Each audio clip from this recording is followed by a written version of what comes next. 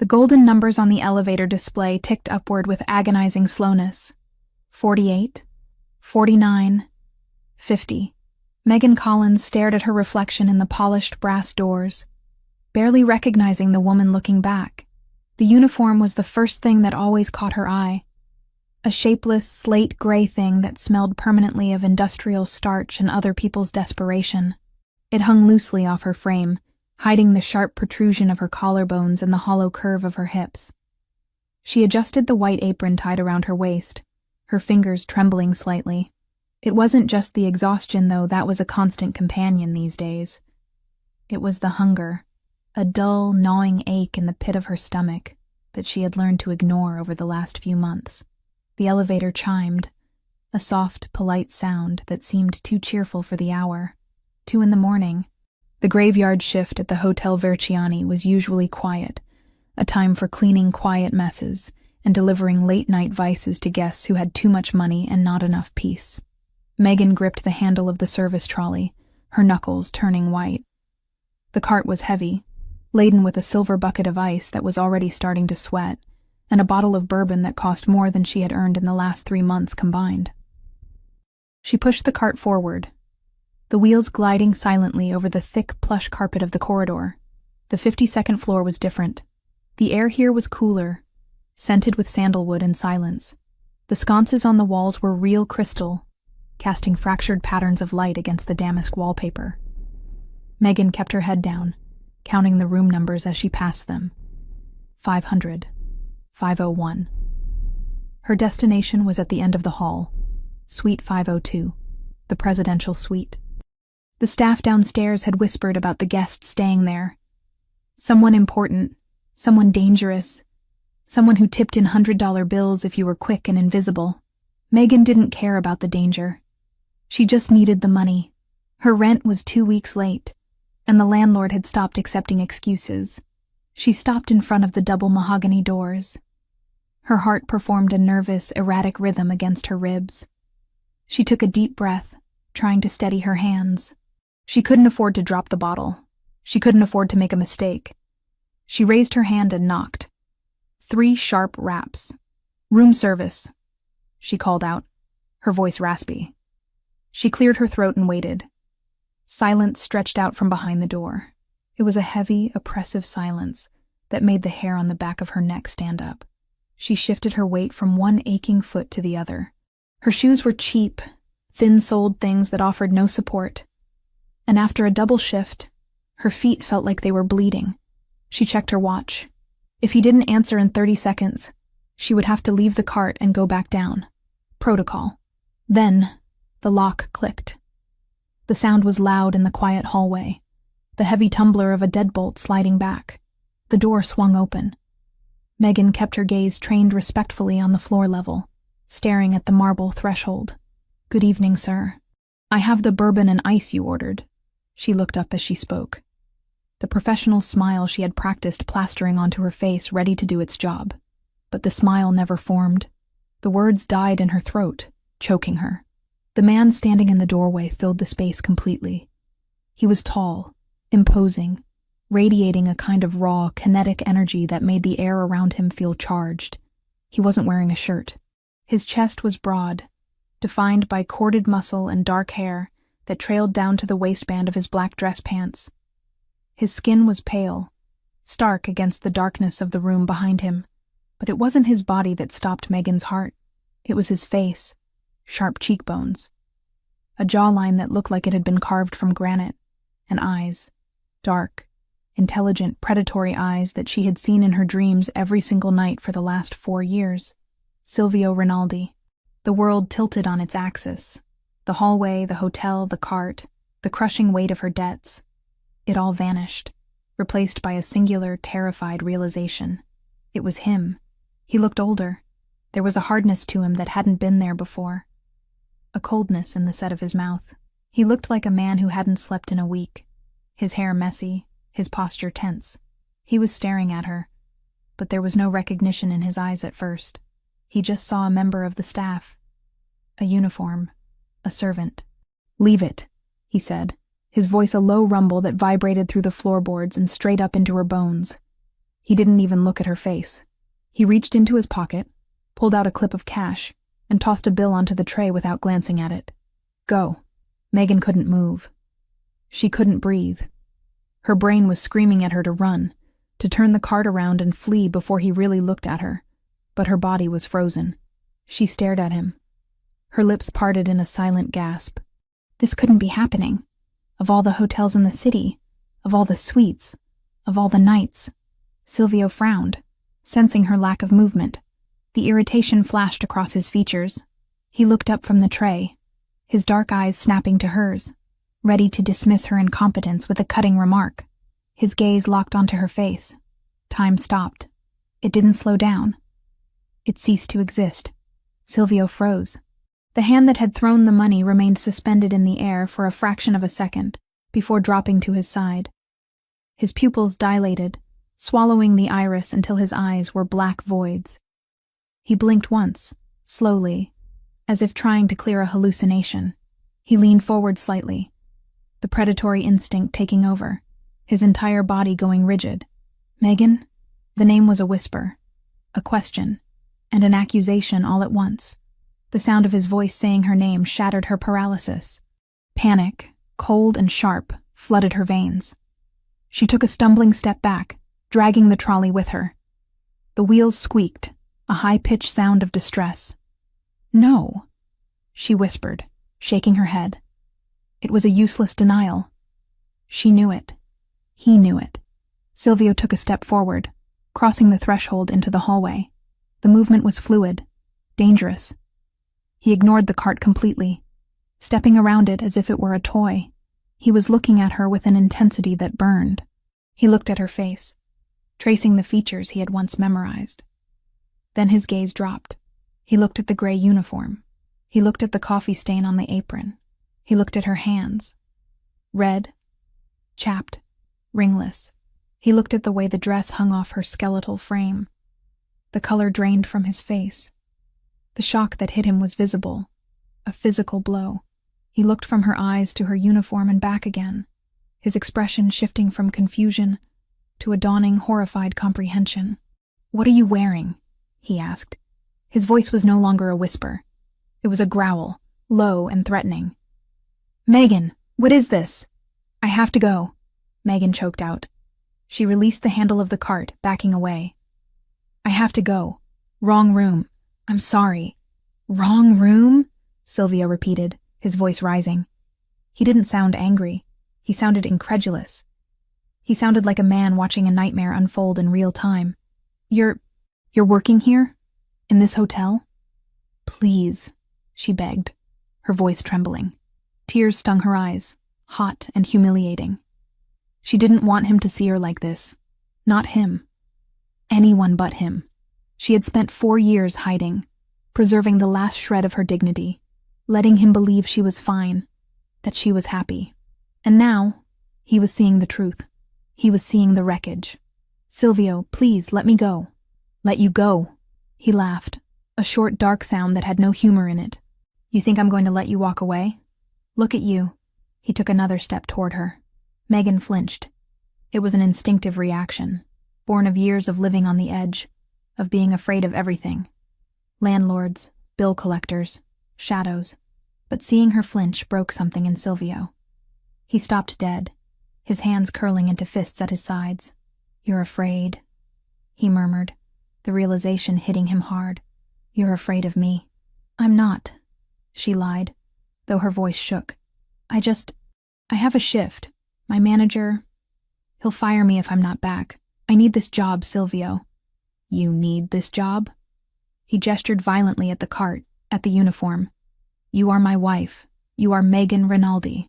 You do not push carts for a living." "I'm not your wife," she snapped, a spark of her old fire flaring up in defense. "We divorced 4 years ago. I'm Megan Collins, and I work for a living. Not everyone has your money." "Divorced," he spat the word out. He looked down the hallway. The red light of the security camera blinked silently above them. He knew who watched those feeds. He knew that if the footage of this encounter, the boss of the Rinaldi family cornering a terrified, emaciated maid in a hallway, got out, it would be catastrophic. Not for him, but for her. The Ndrangheta were looking for weaknesses. They were looking for leverage. And she was the ultimate leverage. He couldn't leave her here. He couldn't let her get back on that elevator. He looked at her thin arms, the dark circles under her eyes that spoke of bone-deep exhaustion. She looked like she was one strong wind away from shattering. "Get inside," he ordered. "No." Megan shook her head frantically, backing up until her heels hit the wall of the corridor. "I can't. You don't understand." "I understand that you are shaking," Silvio said, his voice dropping to a terrifyingly calm register. "I understand that you look like you haven't eaten a proper meal in months. I understand that you are standing in a public hallway wearing a maid's uniform, while my enemies are likely drinking in the lobby downstairs." He closed the distance between them. Megan pressed herself against the wall, her breath hitching. He loomed over her, blocking out the light, blocking out the world. He was so close she could smell him, the scent of rain and expensive whiskey and danger. It was a scent that brought a flood of memories she wasn't strong enough to fight. "Silvio," she whispered, a plea for mercy. "Don't." He cut her off. He reached out. He didn't grab her. He didn't use force. He simply wrapped his hand around her wrist. His fingers were long, warm, and calloused. The contact was electric. It sent a shockwave through Megan's body that made her knees weak. It had been 4 years since he had touched her. 4 years of cold, lonely nights. His grip was firm, an anchor in the storm. He felt the delicate bones of her wrist beneath his fingers, felt the frantic, rabbit-fast pulse beating against his thumb. He looked down at her wrist, his expression twisting with a mixture of rage and pain. "You're so thin," he whispered, almost to himself. "God, Megan, what happened to you?" "Life happened," she said, trying to pull her hand back. He didn't let go. "Let me go, Silvio. Please. I can't be here. If I stay, I can't do this again." "You're not going anywhere," he said. "Not down to the basement. Not to clean toilets. Not to serve drinks to men who aren't fit to breathe the same air as you. It's honest work," she defended, tears finally spilling over. "I'm not ashamed of it. I am," he said brutally. "I am ashamed that I let this happen, that I didn't know." The elevator dinged again down the hall. Someone was coming. Silvio's head snapped up, his eyes narrowed. He wasn't going to let anyone see her, not like this. He shifted his body, shielding her from view, creating a wall between her and the rest of the world. "We are finishing this inside," he stated. "I can't go in there with you," Megan cried softly. "It's against the rules. They'll fire me." "Let them," Silvio snarled. "I'll buy this damn hotel and burn it to the ground if they look at you wrong. Now move." He pulled her. It wasn't a request. It was a physical command. He tugged her away from the wall, guiding her toward the open door of the suite. Megan stumbled, her feet tangling in the oversized hem of her dress.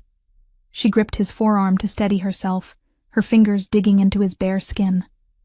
The muscle beneath was hard as iron. She looked at the open door. It looked like a mouth waiting to swallow her whole.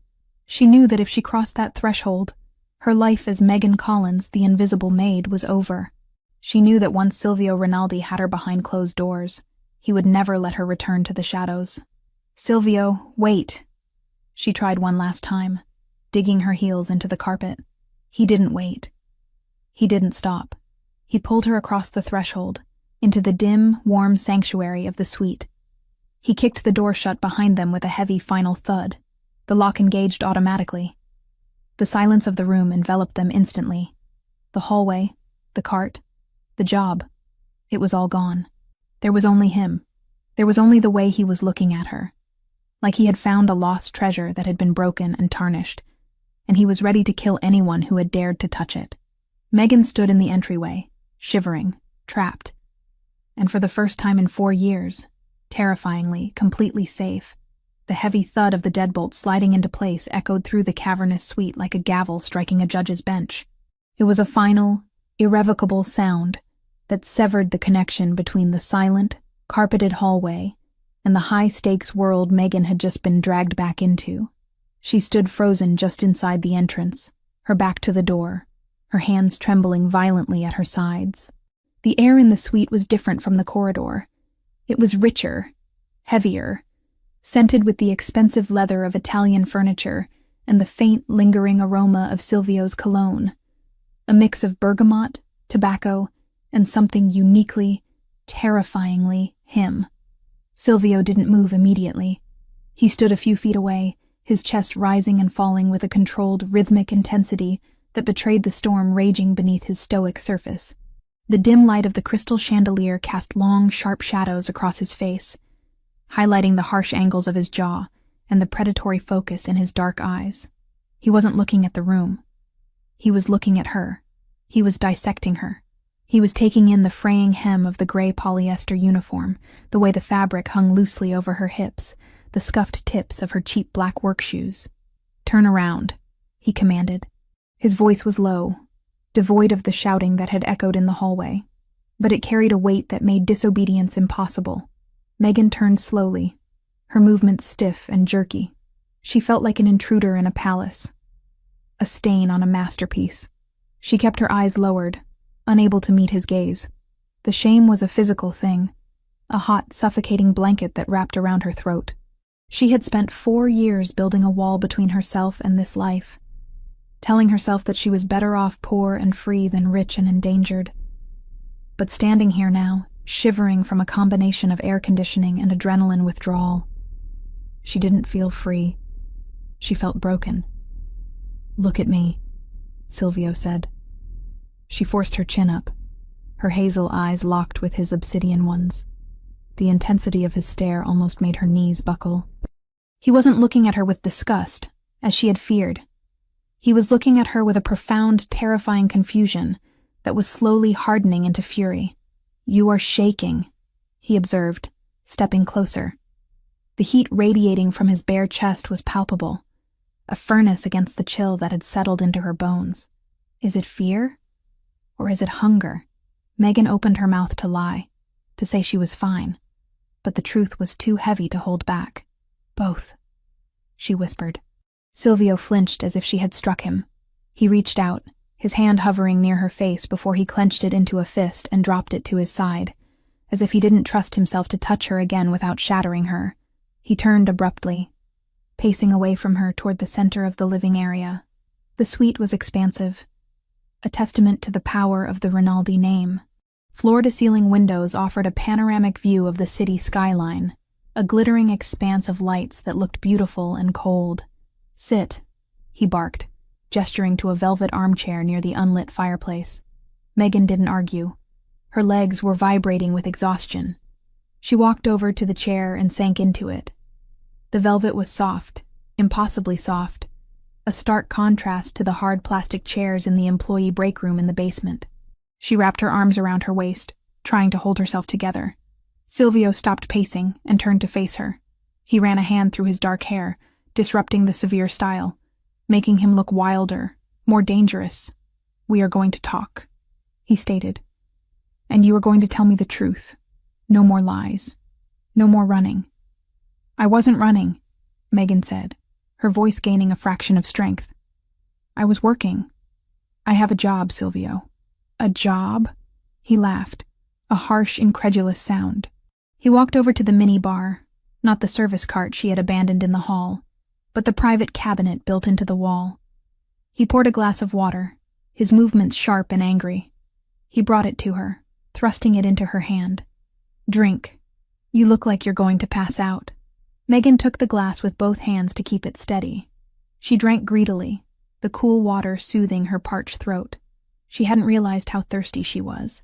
When she lowered the glass, Silvio was still looming over her, his arms crossed over his chest, his biceps flexing with the tension. "Where is the money, Megan?"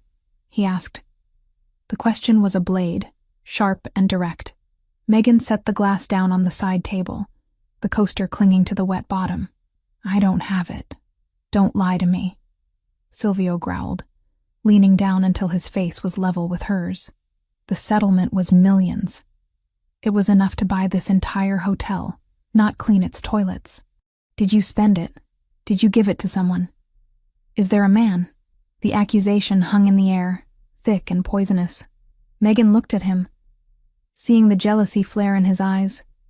That familiar, irrational jealousy that she had once mistaken for lack of trust, before she understood it was his twisted form of care. "There is no man," she said quietly. "There never was. And I didn't spend the money. Then where is it?" he demanded, his voice rising. "Why are you wearing rags? Why are your hands?" He reached out and grabbed her left hand, pulling it up to inspect the rough red skin, the calluses on her palm, the chipped nails. "Why do your hands look like this?" "Because I never touched the money," Megan said, pulling her hand back. "I never signed the access papers for the account you set up. I left it all there. Every cent." Silvio stared at her, stunned. He straightened up, looking at her as if she were speaking a foreign language. "You walked away with nothing?" "I walked away with my life," she corrected him. "I didn't want your money, Silvio. I wanted out. I wanted to be safe. I thought if I didn't take anything, I wouldn't owe you anything. I thought it would make the break clean." Clean. He looked around the opulent room, then back at her emaciated form. "You call this clean? You are starving, Megan. You are destroying yourself to prove a point? What kind of pride is this?" "It wasn't pride," Megan cried out, the dam finally breaking. "It was survival, and then Mom got sick." The room went silent. Silvio's expression shifted instantly. The anger didn't disappear, but it changed, morphing into a sharp alertness. He remembered her mother. Martha Collins was a kind woman, one of the few people who had looked at Silvio Rinaldi and seen a man, not a monster. She had baked him cookies when they first started dating. She had knitted him a scarf he still kept in the back of his closet. "Martha?" Silvio asked, his voice softer. "What happened?" "Cancer," Megan whispered. The word felt like a stone in her mouth. "Pancreatic. It hit fast, but not fast enough. The diagnosis came right after I left you, 2 months after the divorce papers, and from there it was years of fighting and dying in slow motion." Silvio closed his eyes for a brief second. "Why didn't you call me?" "I couldn't," she said, tears spilling over her lashes again. "I couldn't drag you back into my life. I had to do it alone. The treatments, the specialists, the experimental drugs. None of insurance covered the ones that actually gave her a chance. I spent my savings. I sold the jewelry. I sold the car. I worked 3 jobs." "And the settlement money?" Silvio asked, though he suspected he knew the answer. "I told you I couldn't touch it," Megan sobbed softly, wiping her face with the back of her hand. "If I used your money, you would have known where I was. You would have come. And I couldn't let you come back. Not then." Silvio stood still, processing the timeline. While he had been tearing apart his office in fits of rage, thinking she was sipping champagne on a beach in the south of France, laughing at him, she had been sitting in hospital waiting rooms, watching her mother fade away, counting pennies for a cafeteria sandwich. The guilt hit him like a physical blow to the gut. It was a nausea that churned in his stomach. "Where is she now?" Silvio asked, though the hollowness in Megan's eyes gave him the answer before she spoke. "Is she at Mount Sinai or Presbyterian? I will have her moved to a private clinic tonight. I will fly in specialists from Zurich." Megan shook her head slowly. The movement was full of a crushing, final defeat. "She's gone, Silvio," she whispered. "She died 3 months ago." Silvio felt the air leave the room. He looked at Megan, really looked at her, and saw the shadow of grief that lay over her like a shroud. He saw the way her shoulders slumped, not just from the weight of the serving tray, but from the weight of the coffin she had likely carried alone. 3 months, he repeated hollowly. "The debts didn't die with her," Megan continued, her voice devoid of emotion now, just stating facts. "The hospital bills are astronomical. I owe more than I can make in a lifetime. That's why I'm here. That's why I take the double shifts. That's why I need this job. I'm just trying to keep the collectors away. I'm just trying to breathe." Silvio turned away from her. He walked to the window and placed his hands against the cold glass, looking out at the city he ruled. He owned half the buildings in this skyline. He moved millions of dollars with a single phone call. And while he played king, His wife, because in his heart she had never stopped being his wife, had been drowning. She had been living a nightmare of slow agony, alone. He clenched his fists so hard against the glass that the knuckles turned white. He hated himself in that moment. He hated his pride. He hated the silence he had allowed to stretch between them. But more than anything, he hated the universe for testing her so brutally. He turned back to her. The look on his face was terrifying in its resolve. The confusion was gone. The hesitation was gone. "You are done," he said. Megan looked up, startled by the tone. "What?" "You are done paying," Silvio said, walking back toward her. "You are done working. You are done suffering." "Silvio, the debts are over $200,000, she said, trying to make him understand the scale of the disaster. "I don't care if it's 200 million, he interrupted, his voice lethal. "It's gone. Consider it paid. I will have the hospital administrators fired for harassment. I will burn the collection agencies to the ground if they ever dial your number again. You can't just fix everything with money." Megan argued weakly, though the fight was draining out of her. "Watch me," he challenged. He stopped in front of her. He reached out and touched the collar of her uniform. The gray polyester felt cheap and abrasive under his fingertips. He looked at it with pure, unadulterated hatred. "And this insult. Take it off." Megan froze. Her hands flew to the top button of her dress instinctively. "Silvio, I can't. I don't have anything underneath except—" "I don't care," he said. "You will not wear this rag for 1 second longer. It marks you as a servant. You are not a servant. You are a queen. My queen." "I don't have clothes," she whispered, her face flushing crimson. "My locker is downstairs. My jeans. My sweater." "Burn them," Silvio said. "We are not going downstairs." He turned and walked to the mahogany desk where a sleek black landline phone sat. He snatched the receiver up and punched a speed dial number. He didn't look at Megan as he waited for the line to connect. He looked at the wall, his mind racing with logistics, security protocols, and retribution. "Alexander," he said into the phone. The voice on the other end answered on the first ring, sharp and alert despite the hour. "Boss?" Alexander's voice was tinny but clear in the silent room. "I need you at the Versiani. Now," Silvio ordered. "Bring the armored SUV, and bring a stylist. Wake someone up. I don't care who." "A stylist, boss?" Alexander sounded confused. "For a meeting?" "For my wife," Silvio said. There was a pause on the line. A heavy, shocked silence. "Megan? You found her?" "She was here," Silvio said, his voice cracking slightly before hardening again. "She was right under our noses, Alexander. Bring a full wardrobe. Everything. Coats, shoes, dresses. Nothing casual, nothing cheap." He glanced back at Megan, who was still sitting in the chair, looking small and fragile. He assessed her size again, his heart clenching at how much weight she had lost. "Size 0, Silvio said into the phone, the words tasting like ash in his mouth. "Maybe size 2 if the cut is small. She is unwell. Bring food. The chef from the estate. Tell him to prepare something light. Soup, nutrients. And Alexander?" "Yes, boss?" "Bring the security detail. The full team. Level 1 protocol. No one enters or leaves this floor without my permission. If the hotel manager asks questions, buy the hotel. If he resists, remove him." "Understood. 20 minutes. Silvio hung up the phone. The click was softer this time, less like a gunshot and more like a lock snapping shut on a vault. He walked back to Megan. She was looking at him with wide, watery eyes. She looked terrified. But beneath the fear, there was something else. Relief. A profound, overwhelming relief that she tried to hide. She had been carrying the world on her shoulders for so long that she had forgotten what it felt like to put it down. "You can't just take over my life," she whispered, but the protest lacked heat. It was a reflex, a ghost of her old independence. "I already have," Silvio said. He knelt in front of her. It was a gesture of submission that no one in the underworld would ever believe Silvio Rinaldi was capable of.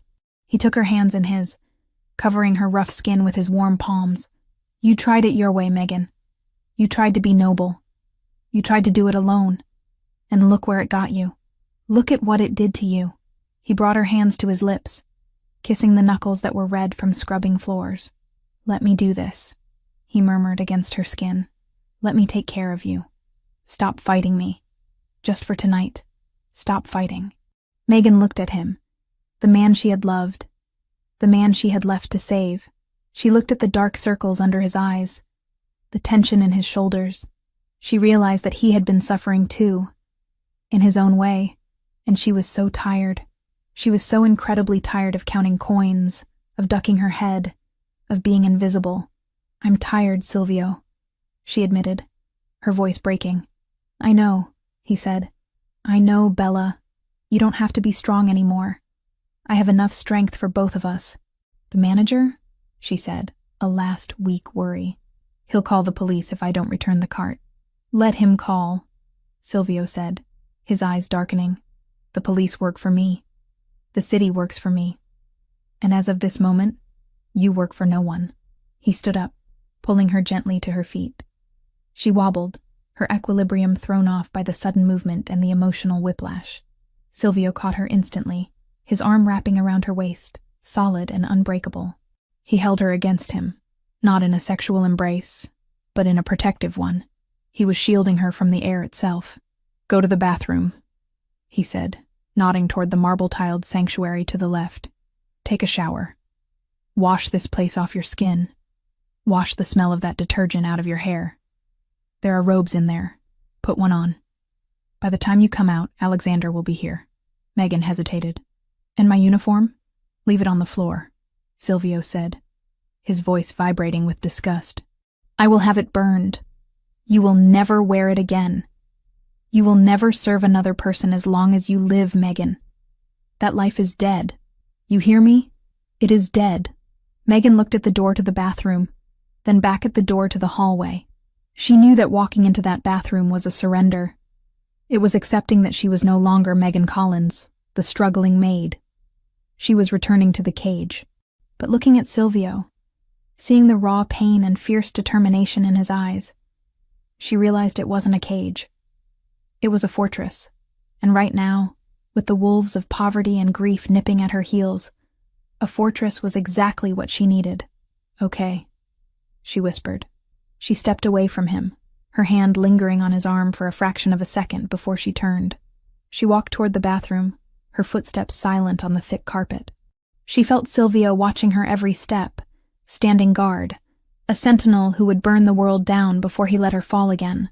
She opened the door to the bathroom and stepped inside. The lights were bright, reflecting off white marble and gold fixtures. She caught sight of herself in the massive mirror, the gray dress, the stained apron, the hollow cheeks. She reached up and unpinned the name tag. Megan, housekeeping.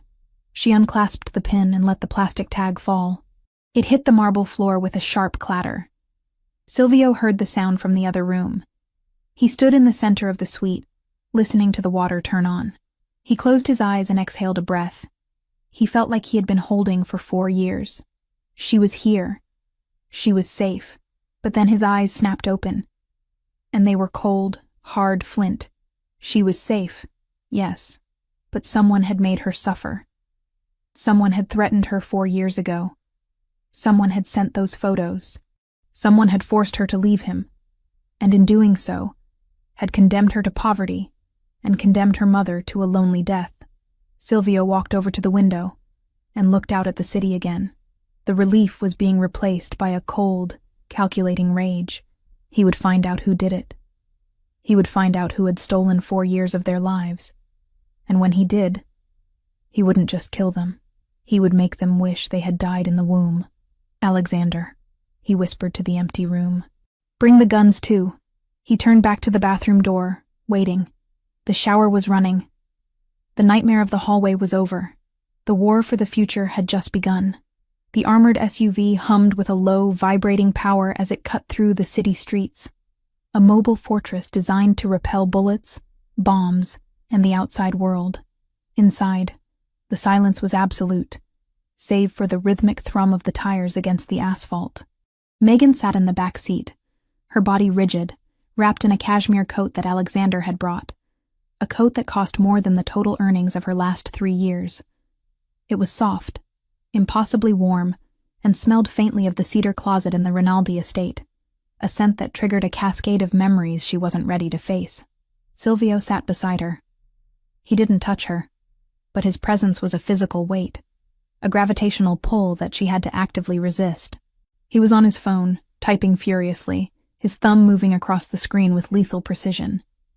He wasn't just sending texts, he was moving armies. He was dismantling the life she had built, the hotel job, the manager, the anonymity, and erasing it from existence. Every few seconds he would glance at her, his dark eyes scanning her profile, checking to see if she was still there, as if he expected her to dissolve into mist. "Alexander," Silvio said, his voice breaking the silence. "ETA. 3 minutes, boss," Alexander replied from the driver's seat. His eyes met Megan's in the rearview mirror. There was no judgment in them, only a profound, stunned relief. Alexander had been Silvio's shadow for a decade. He knew exactly what the loss of Megan had done to the man sitting in the back seat. "The team is ready." Megan swallowed hard, her throat dry. "Silvio," she whispered, "what are you going to tell them?" Silvio stopped typing. He turned to her, the blue light of the phone screen illuminating the harsh planes of his face. "Tell who?" "The staff. The guards," she said, pulling the coat tighter around herself. "They know I left. They know. They think I abandoned you. They'll hate me. They work for me," Silvio said, his tone leaving no room for argument. "Their opinions are irrelevant, and they don't hate you. They mourned you." "I'm not dead," she murmured. "You were to this house," he countered.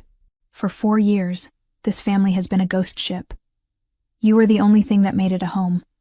Without you, it was just a headquarters for war." The car slowed, turning off the main road onto the winding private drive that led to the Rinaldi estate. The iron gates, massive and imposing, began to swing open before the vehicle even came to a halt.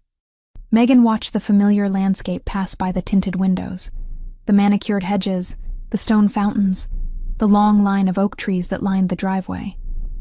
It was exactly as she remembered it, frozen in time, a pristine monument to a life she had been forced to incinerate.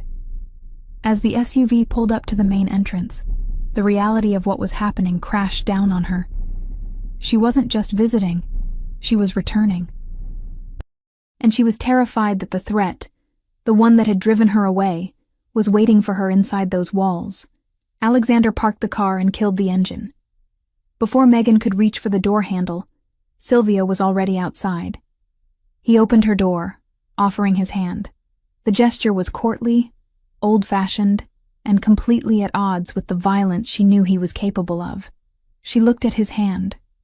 Large, scarred on the knuckles, steady as a rock. She placed her trembling fingers in his palm.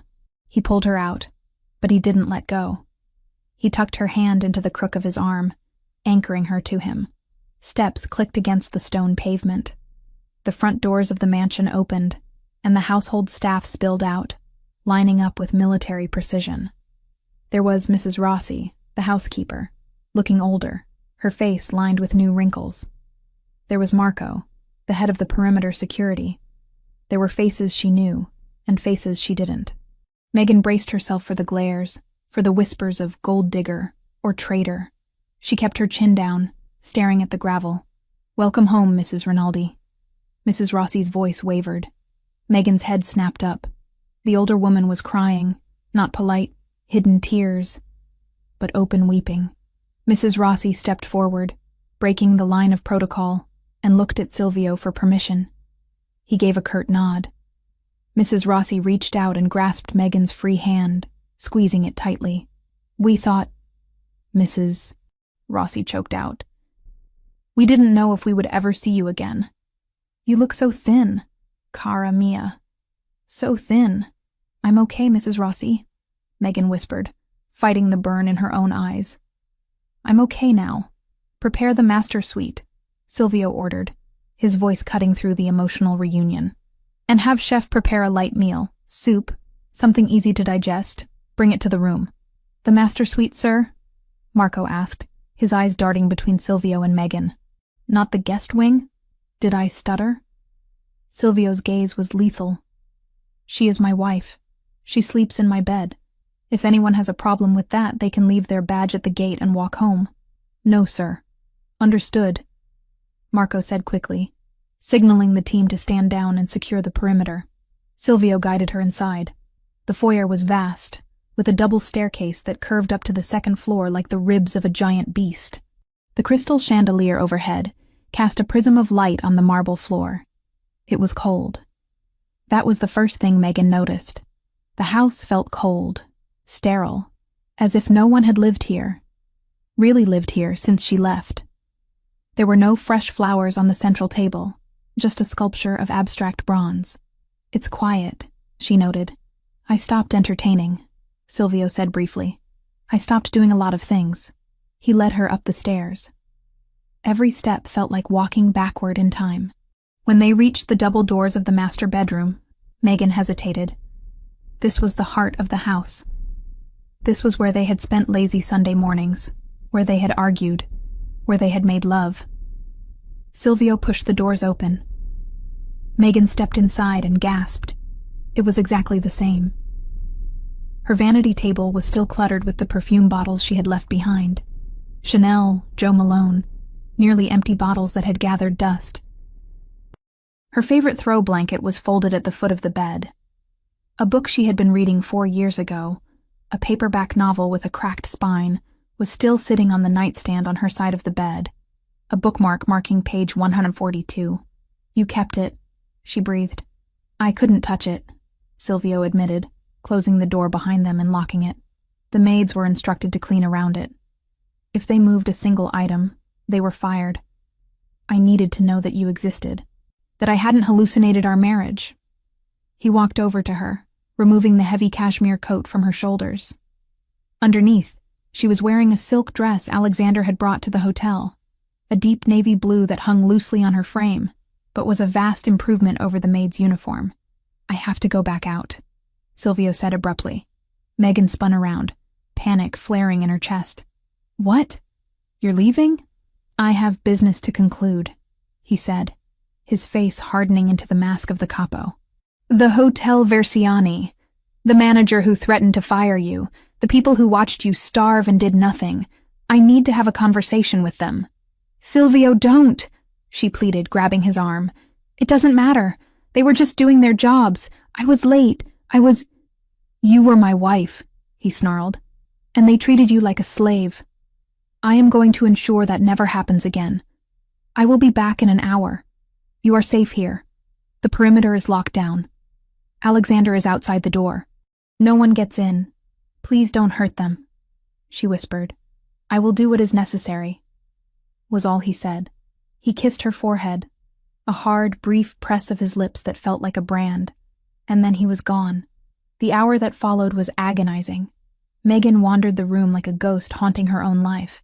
She went to the bathroom, the size of her entire apartment in the city, and ran her fingers over the marble countertops. She opened the closet. Her clothes were still there.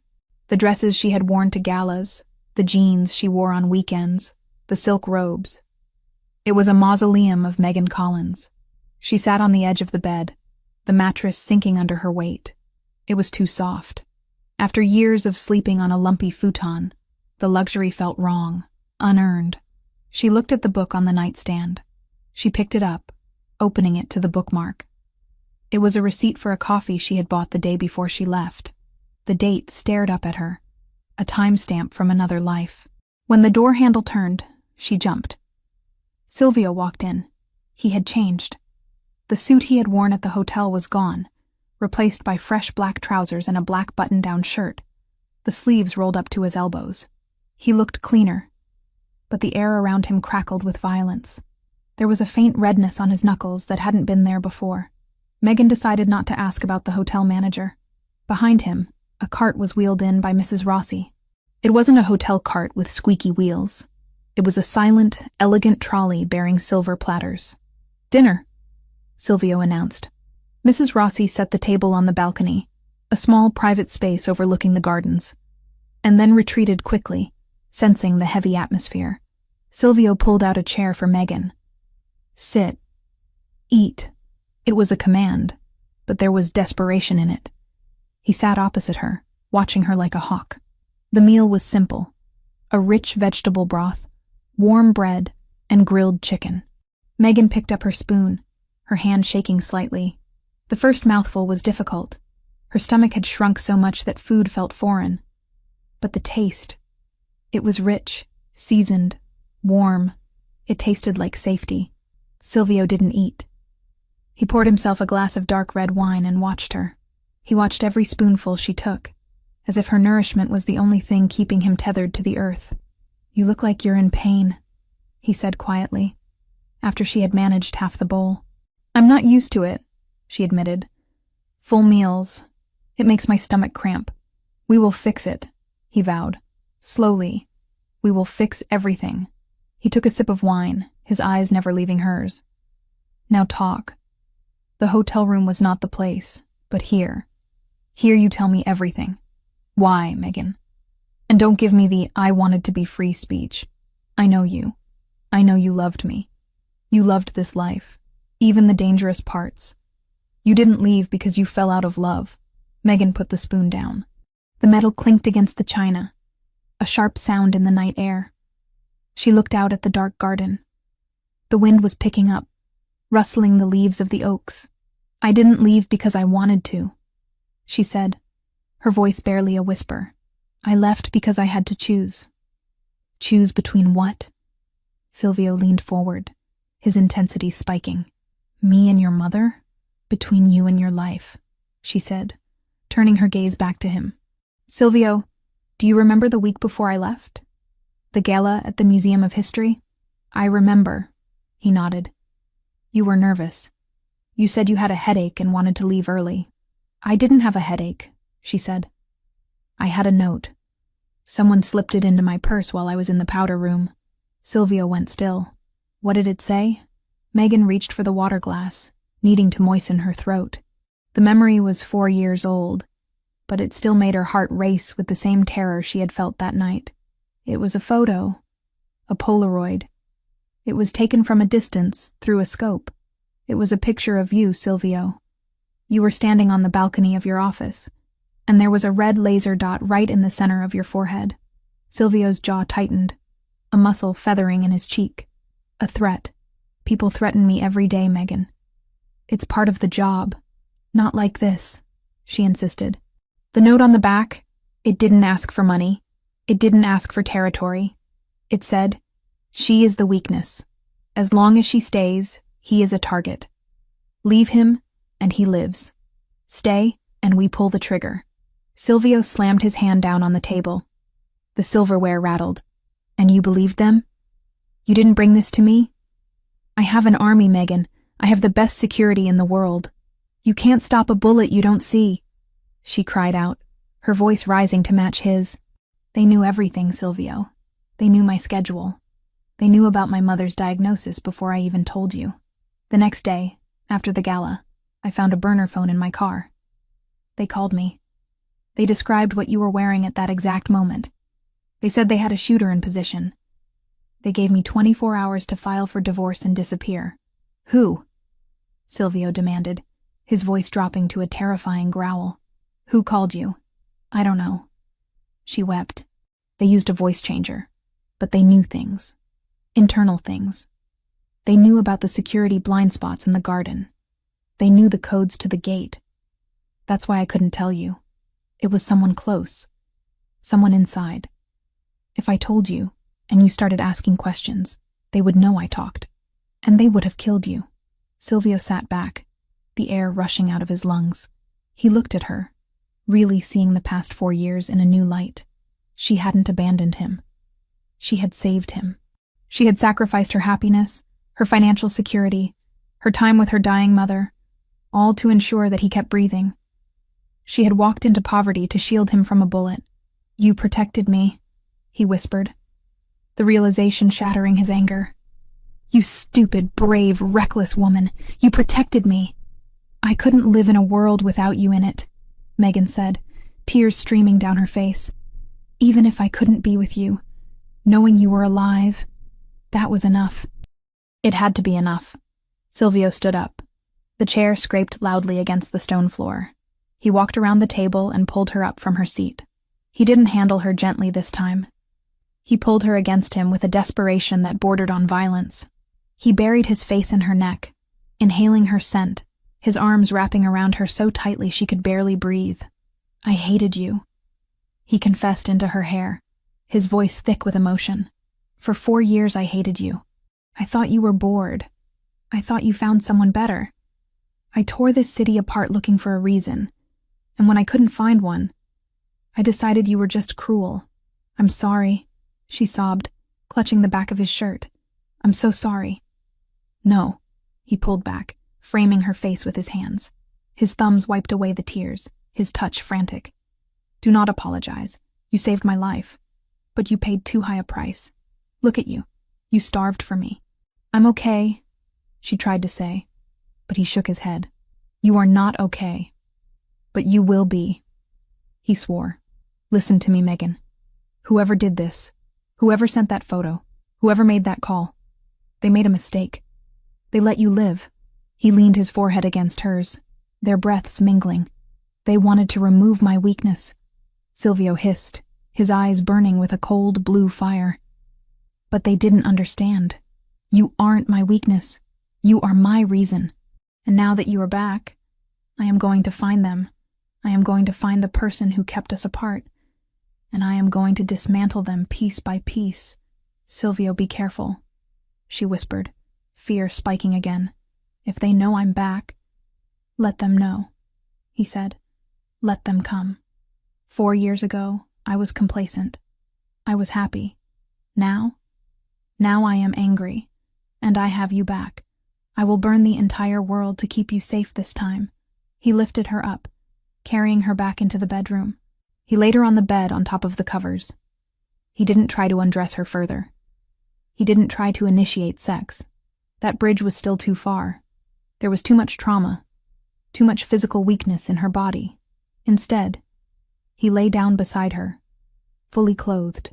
He pulled her into his chest, wrapping his legs around hers, caging her in. Sleep, he commanded, his hand stroking her hair. A rhythmic, soothing motion. I am not leaving this room. I am not closing my eyes. Watch me.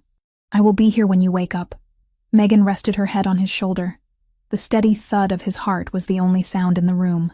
The fear was still there, a cold shadow in the corner of her mind. But for the first time in years, she wasn't facing it alone. She closed her eyes, and the darkness didn't feel so empty. Silvio watched her breathing even out as she drifted into exhaustion. He stared at the ceiling, his mind working through the list of suspects. Internal codes, blind spots. It was someone close, someone he trusted. He thought of Nicholas, his accountant, the man who had handled the divorce papers with such efficiency. He thought of the Ndrangheta truce that had been so convenient. His arm tightened around Megan. She had saved him from a bullet, but she had walked into a crossfire to do it. Now, he would be the shield. And God help the person who had put those tears in her eyes. The burgundy silk pooled around Megan's feet, like a spilled glass of vintage wine, rich and dark, against the cream-colored carpet of the master suite. She stood before the floor-length mirror, her breath catching in her throat as she smoothed the fabric over her hips. The dress was a masterpiece of construction, designed to conceal how much weight she had lost, while highlighting the elegance of her frame. It had long sleeves that hid her thin arms, a high neck that spoke of modesty, and a back that plunged dangerously low, exposing the pale curve of her spine. It was the color of blood, of power, of the very thing Silvio ruled. Mrs. Rossi stood behind her, her hands fluttering nervously as she adjusted the hem. It fits perfectly, Signora, the housekeeper whispered, though her eyes were sad as they traced the sharpness of Megan's shoulder blades. You look regal. Megan stared at her reflection. She didn't see a queen. She saw a fraud. She saw the woman who, just 72 hours ago, had been scrubbing grout in a hotel bathroom for minimum wage. The makeup artist had done a miraculous job concealing the dark circles under her eyes, and the hairdresser had swept her brunette locks into an intricate chignon that added height and sophistication. But inside, she was still shaking. She was still the woman who flinched when doors slammed. "Leave us," a deep voice commanded from the doorway. Mrs. Rossi bobbed a quick curtsy and hurried out, closing the heavy double doors with a soft click. Megan watched in the mirror as Silvio walked into the frame. He was breathtaking. He wore a tuxedo that had been tailored to within an inch of its life, the black fabric straining slightly across his broad shoulders. His shirt was crisp white, the studs black onyx. He had shaved, his jawline sharp and clean, and his dark hair was combed back, severe and commanding. He looked every inch the king of the city, the monster in the dark that children were warned about, and the man she loved with a desperation that terrified her. He stopped directly behind her, not touching her, just letting his presence wash over her. His dark eyes locked onto hers in the glass. "Burgundy," he murmured, his voice a low rumble that vibrated against her spine. "I told them red, but this is better. It suits you. You look dangerous." "I look like I'm playing dress-up," Megan whispered, her fingers trembling where they rested on her stomach. "Silvio, I can't do this. I can't go out there. Everyone will stare. They all know. Let them stare," Silvio said, moving closer until his chest brushed against her bare back. The heat of him was a shock to her cool skin. "Let them see that you are back. Let them see that you are mine. Tonight isn't about a party, Megan.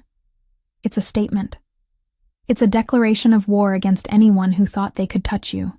Giardoni will be there," she said, naming the fear that had been gnawing at her all afternoon.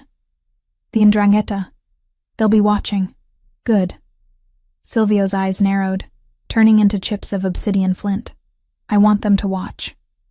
I want Giardoni to see exactly what he can't have. I want him to see that the Rinaldi family is whole again." He reached into his pocket and pulled out a long velvet box. He snapped it open to reveal a necklace of diamonds and rubies, the stones arranged in a pattern that looked like falling petals, or drops of blood. He lifted it from the case, the gems catching the light of the chandelier. "Lift your hair," he instructed. Megan obeyed, her hands shaking as she swept the loose tendrils away from her neck. Silvio placed the cold metal against her skin. He took his time fastening the clasp, his fingers lingering on the sensitive nape of her neck. He leaned down and pressed a kiss to the spot just below her ear. A proprietary claim that sent a jolt of electricity straight to her core. "You are not the maid anymore," he whispered against her skin. "You are Megan Rinaldi. You survived poverty. You survived grief. You survived leaving me. A room full of old men in tuxedos is nothing compared to what you have already conquered. Do you understand?" Megan lowered her hands, letting the weight of the diamonds settle against her collarbones. She looked at herself again, with Silvio standing behind her, his dark form framing hers. She didn't look frail. She looked protected. She looked part of a unit that could burn the world down. "I understand," she lied, forcing strength into her voice. "Good." Silvio stepped back, offering his arm. "Then let's go show them what they're up against." The drive to the gala was silent, the armored SUV cutting through the rainy streets like a shark through dark water. Alexander drove with his usual stoic precision, his eyes constantly scanning the mirrors. Beside her, Silvio held her hand, his thumb tracing the knuckles he had kissed the night she returned. He didn't speak, but the tension radiating off him was palpable. He was coiled, ready to strike, his body a loaded weapon. The gala was being held at the Metropolitan Museum of Art, a venue that screamed old money and legitimate power, a mask the underworld loved to wear. As the car pulled up to the red carpet, the flashbulbs of the paparazzi erupted like a strobing lightning storm. "Stay close to me," Silvio murmured as the door opened. "Don't look down. Look through them." Megan stepped out into the chaos. The cold air bit at her skin, but she barely felt it. She was instantly blinded by the lights, deafened by the shouts of photographers. But then Silvio was there, a solid wall of black wool and heat. He placed a hand on the small of her back, not guiding her, but anchoring her. They moved together, a single entity. They ascended the massive stone steps.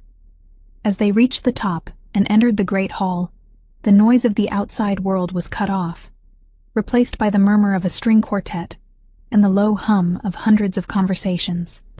And then, silence. It started at the entrance and rippled outward like a wave. Heads turned. Drinks paused halfway to mouths.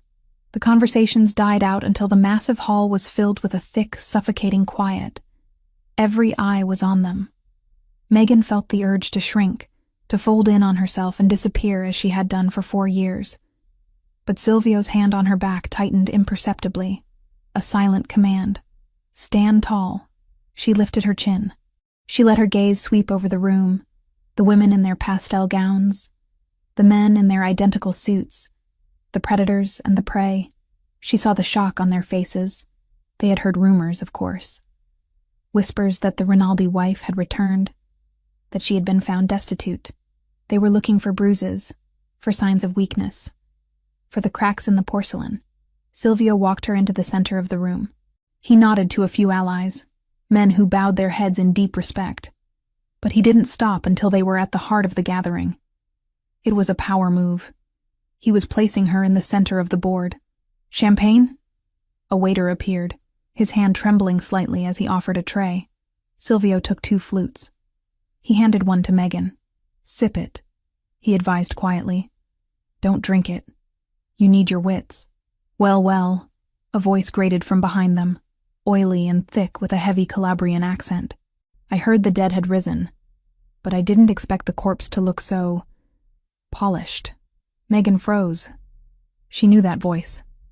She turned slowly, Silvio turning with her, his body shifting to shield her partially. Standing there was Franco Giardoni, the head of the 'Ndrangheta faction in the city. He was a short, thick-set man with a face that looked like it had been punched 1 too many times and a suit that was too shiny to be tasteful. He was holding a scotch, his eyes raking over Megan with a mixture of lust and contempt. Giardoni, Silvio said, his voice flat. I see they let anyone in these days. I thought this event had a dress code. Giardoni laughed, a wet, wheezing sound. Always with the jokes, Rinaldi, but I wasn't talking to you. I was talking to the little lady. He took a step closer, ignoring the lethal warning in Silvio's stance. Megan. It is Megan, right? Or do you go by a different name now? I heard you were going by... What was it? Hey, you? Housekeeping? The insult landed with the precision of a slap. The people nearby, who had been pretending not to listen, went deathly still.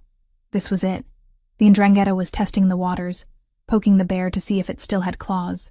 Silvio's hand left Megan's back. He was about to move.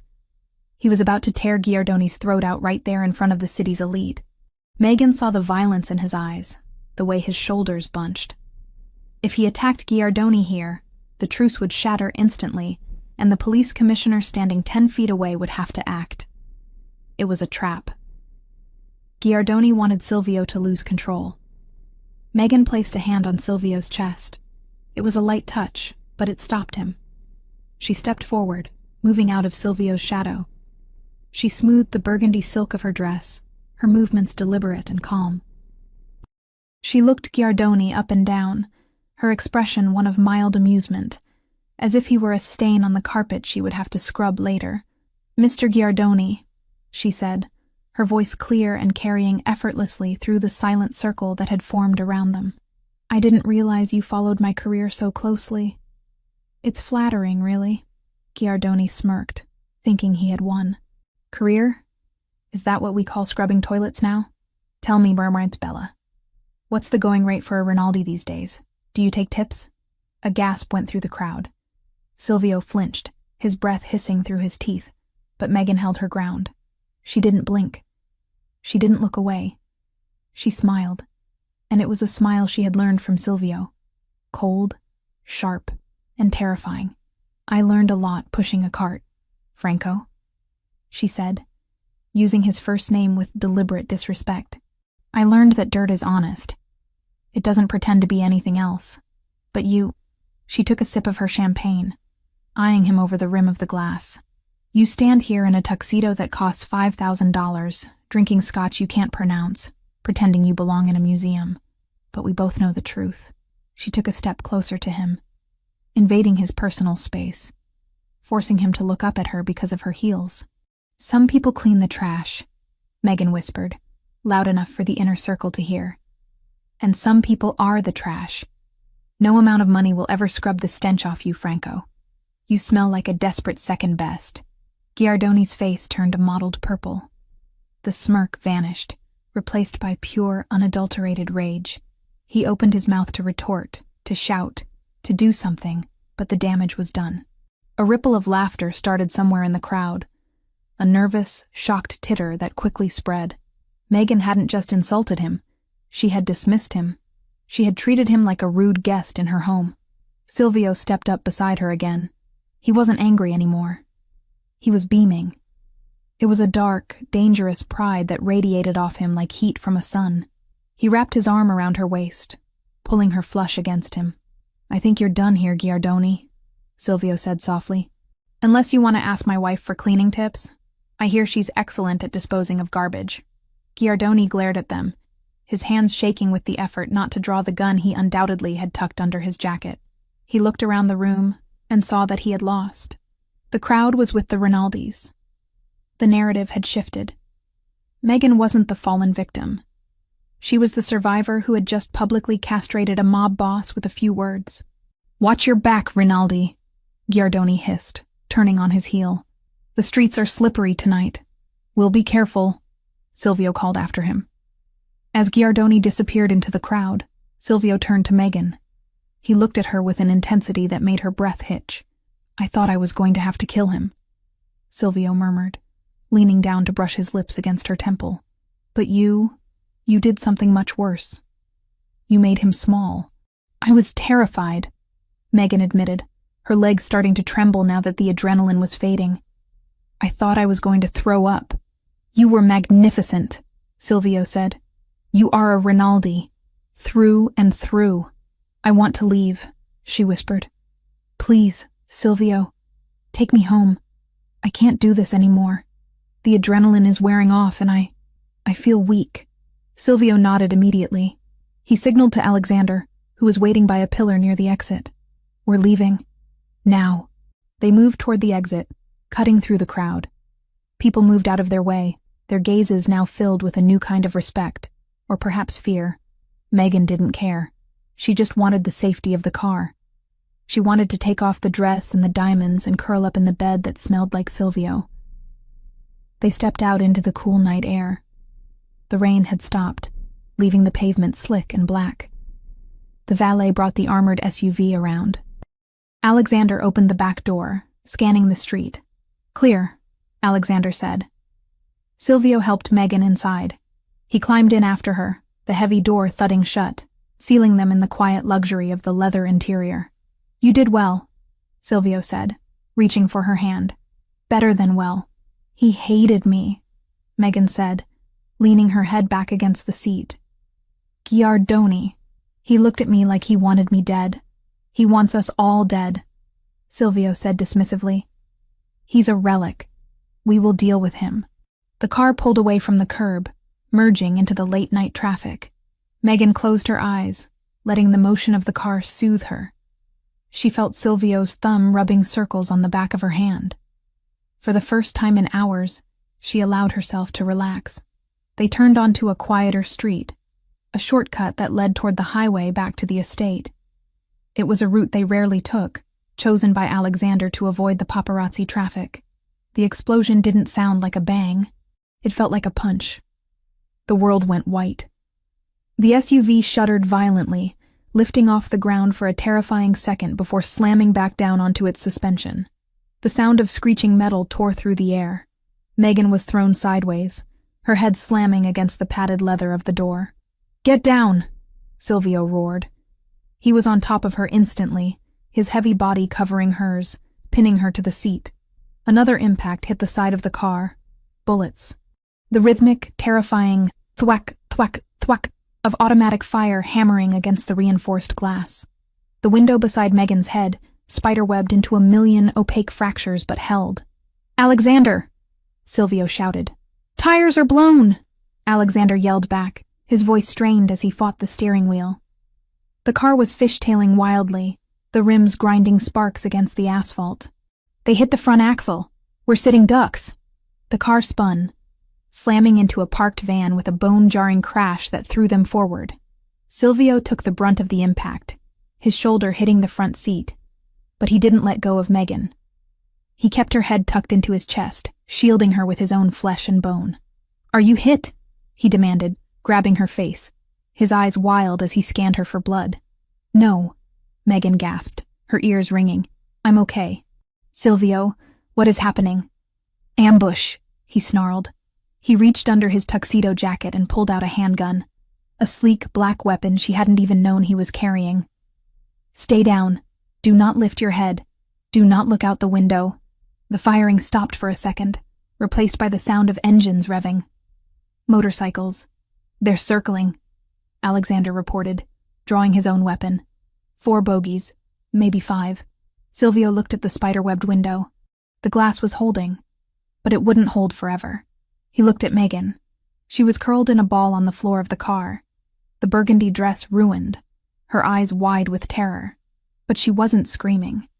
She was waiting for instructions. "Listen to me," Silvio said, his voice deadly calm amidst the chaos. "The glass is rated for assault rifles. They can't get in unless they blow the doors. Alexander is going to keep moving. I need you to stay on the floor. Can you do that?" "Yes," Megan whispered. Silvio looked out the front windshield. He saw the setup. It wasn't just a random hit. They had been waiting. They knew exactly which street Alexander would take. They knew the exact moment to detonate the IED to take out the tires. "This wasn't Giardoni acting alone," Silvio said, his voice cold as ice. "He knew the route." "Alexander, who knew the route?" "Only the inner circle, boss," Alexander said, his face pale as he punched the accelerator, forcing the crippled SUV to grind forward on its rims. "Me, you, Marco, and..." He trailed off. "And Nicholas." Silvio finished the sentence, the name tasting like bile. Nicholas, the accountant. The man who managed the logistics. Another volley of bullets hit the back of the car, sounding like hail on a tin roof. "We have a leak," Silvio said, checking the magazine of his gun. He looked down at Megan, his expression shifting from rage to fierce protection. "And they just made the last mistake of their lives." He racked the slide of the gun. "Hold on," Silvio commanded. "We are going to push through." Megan squeezed her eyes shut, listening to the grinding metal and the gunfire, feeling the heat of Silvio's body shielding her. The gala, the dress, the victory, it all felt a million miles away. This was the reality of being Mrs. Rinaldi. This was the life she had chosen to return to.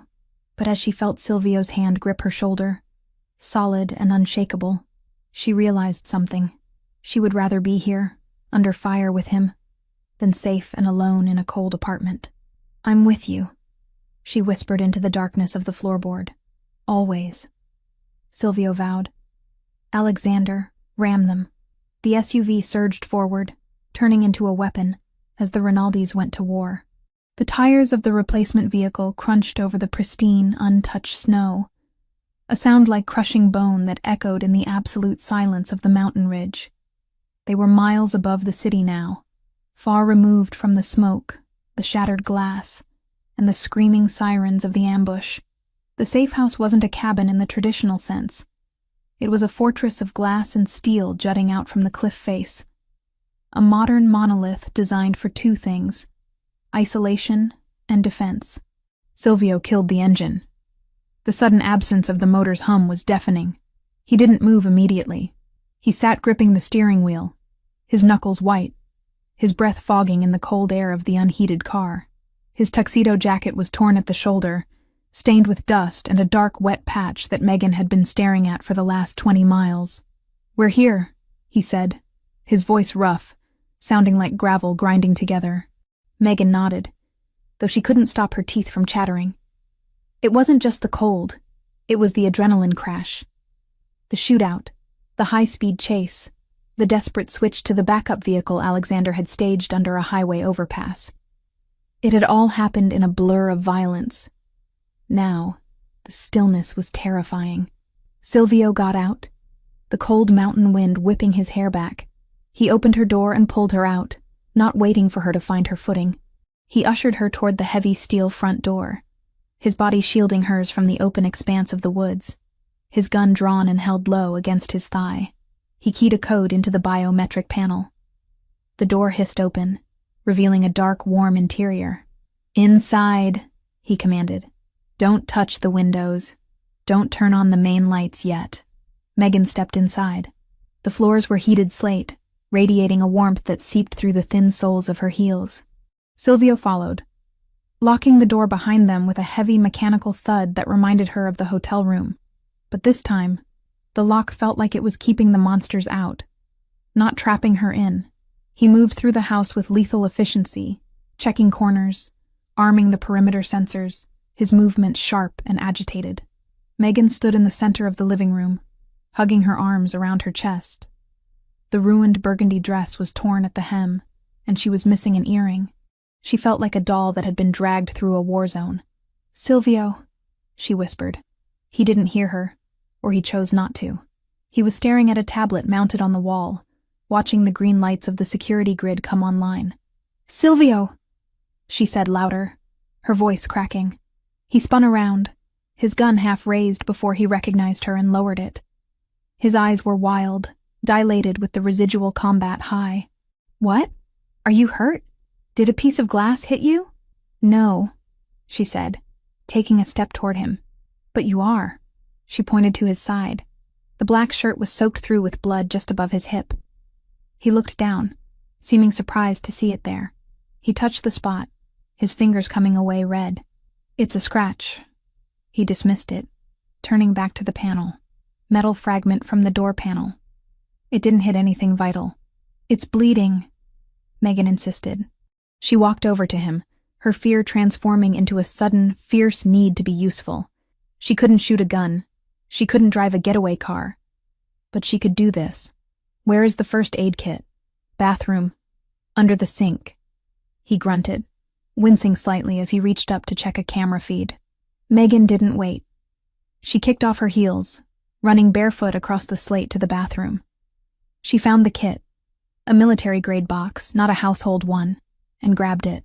When she returned, Silvio had taken off his tuxedo jacket and was unbuttoning his shirt. The sight of his torso stopped her in her tracks.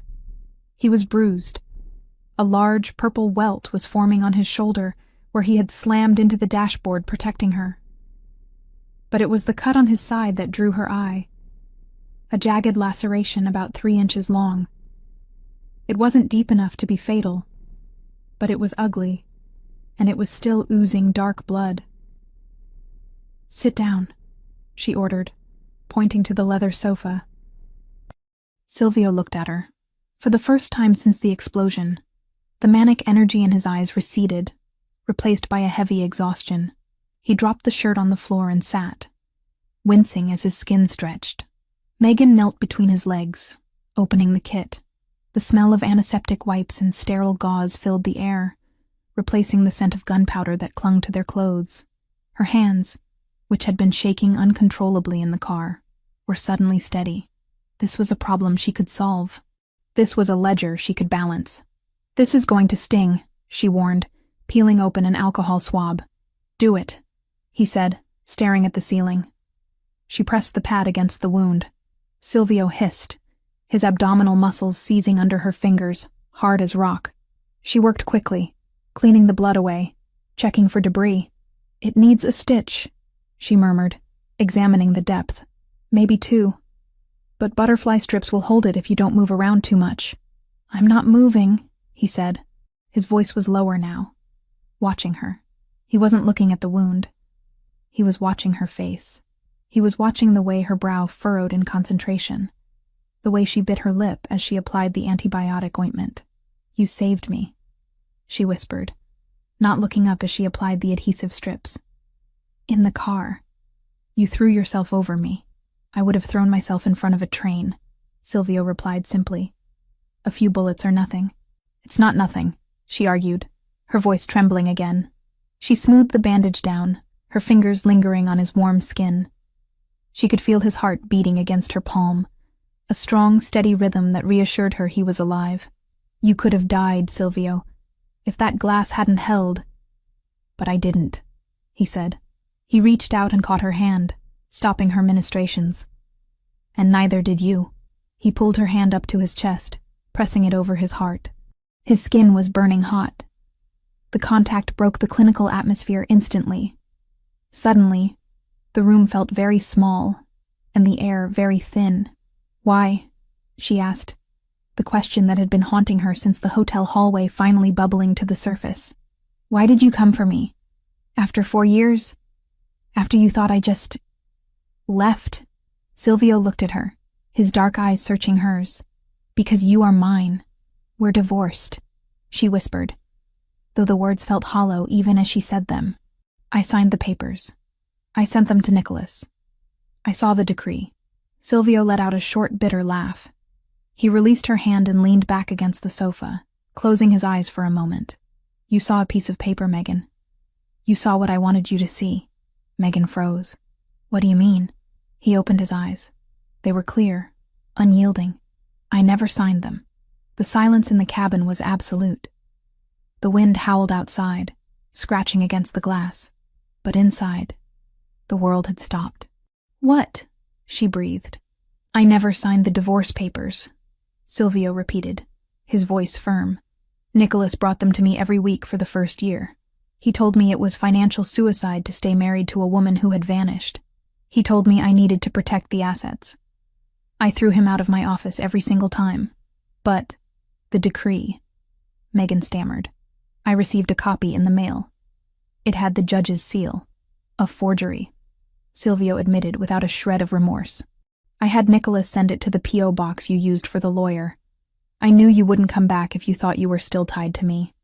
I knew you wanted to be free. So I let you believe you were. Megan stared at him, her mind reeling. So we are married, Silvio finished. Legally, spiritually, in every way that matters. There has not been a single second in the last 4 years where you were not Megan Rinaldi. He sat up, ignoring the pain in his side, and leaned toward her. The intensity of his gaze pinned her to the spot. I couldn't do it, he confessed, his voice dropping to a rough whisper. I tried. I held the pen. But every time I looked at that line, it felt like signing my own death warrant. I would rather have lived in hell knowing you were somewhere in the world as my wife than live in heaven as a free man. Tears pricked Megan's eyes. She thought of her mother's hospital bills, the crushing debt, the fear of the collectors. She thought of the nights she had cried herself to sleep, missing him, thinking she had severed the bond forever.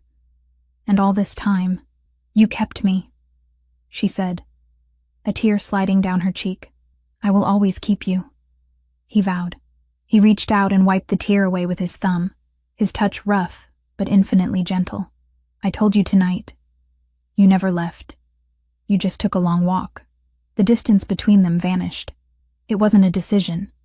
It was gravity. Megan moved, or maybe he pulled her. She didn't know.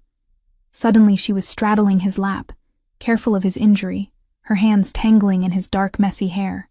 Silvio groaned, a sound of pure, starving need, and buried his face in her neck. Silvio, she gasped as his hands found the zipper of the ruined dress. I need to feel you, he muttered against her skin, his lips trailing fire down her throat. I need to know you're real. 4 years, Megan. 4 years of ghosts. The dress fell away. The cold air of the room touched her skin for only a second before his hands were there, covering her, claiming her.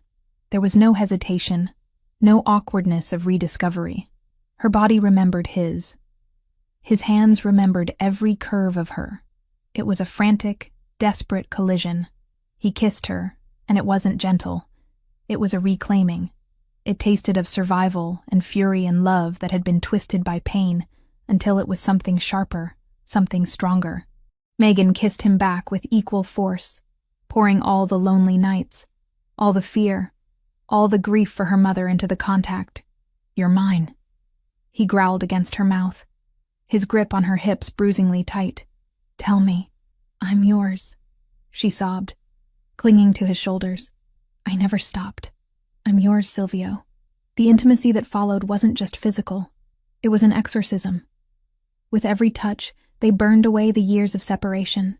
They burned away the image of her in the maid's uniform, the image of him alone in his office. They anchored themselves to each other, skin to skin, breath to breath, until there was nothing left in the world but the two of them in a glass box suspended over a snowy abyss. Later, the silence was different. It wasn't empty. It was full. They lay tangled together under a heavy fur throw on the sofa, too exhausted to move to the bedroom. The fire in the hearth, which Silvio had lit at some point, cast flickering orange shadows on the walls. Megan rested her head on his uninjured shoulder, listening to the steady, strong beat of his heart. She traced the line of his jaw with her finger. He caught her hand and kissed the palm. "What happens tomorrow?" she asked softly. Silvio tightened his arm around her. "Tomorrow we hunt. We find out who leaked the root. We find out who threatened you 4 years ago."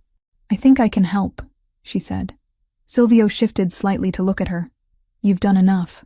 You saved me tonight. You kept me sane." "No," Megan said, sitting up slightly, pulling the fur up to cover her chest. Her hazel eyes were clear now, the fear replaced by a sharp, cold intelligence that reminded him of the woman who used to audit his legitimate businesses before the threats started. "I mean, I can help. Practically." "How?" "The leak," she said. "It had to be digital. Even if Nicholas or someone else knew the route verbally, they had to communicate it to the shooters.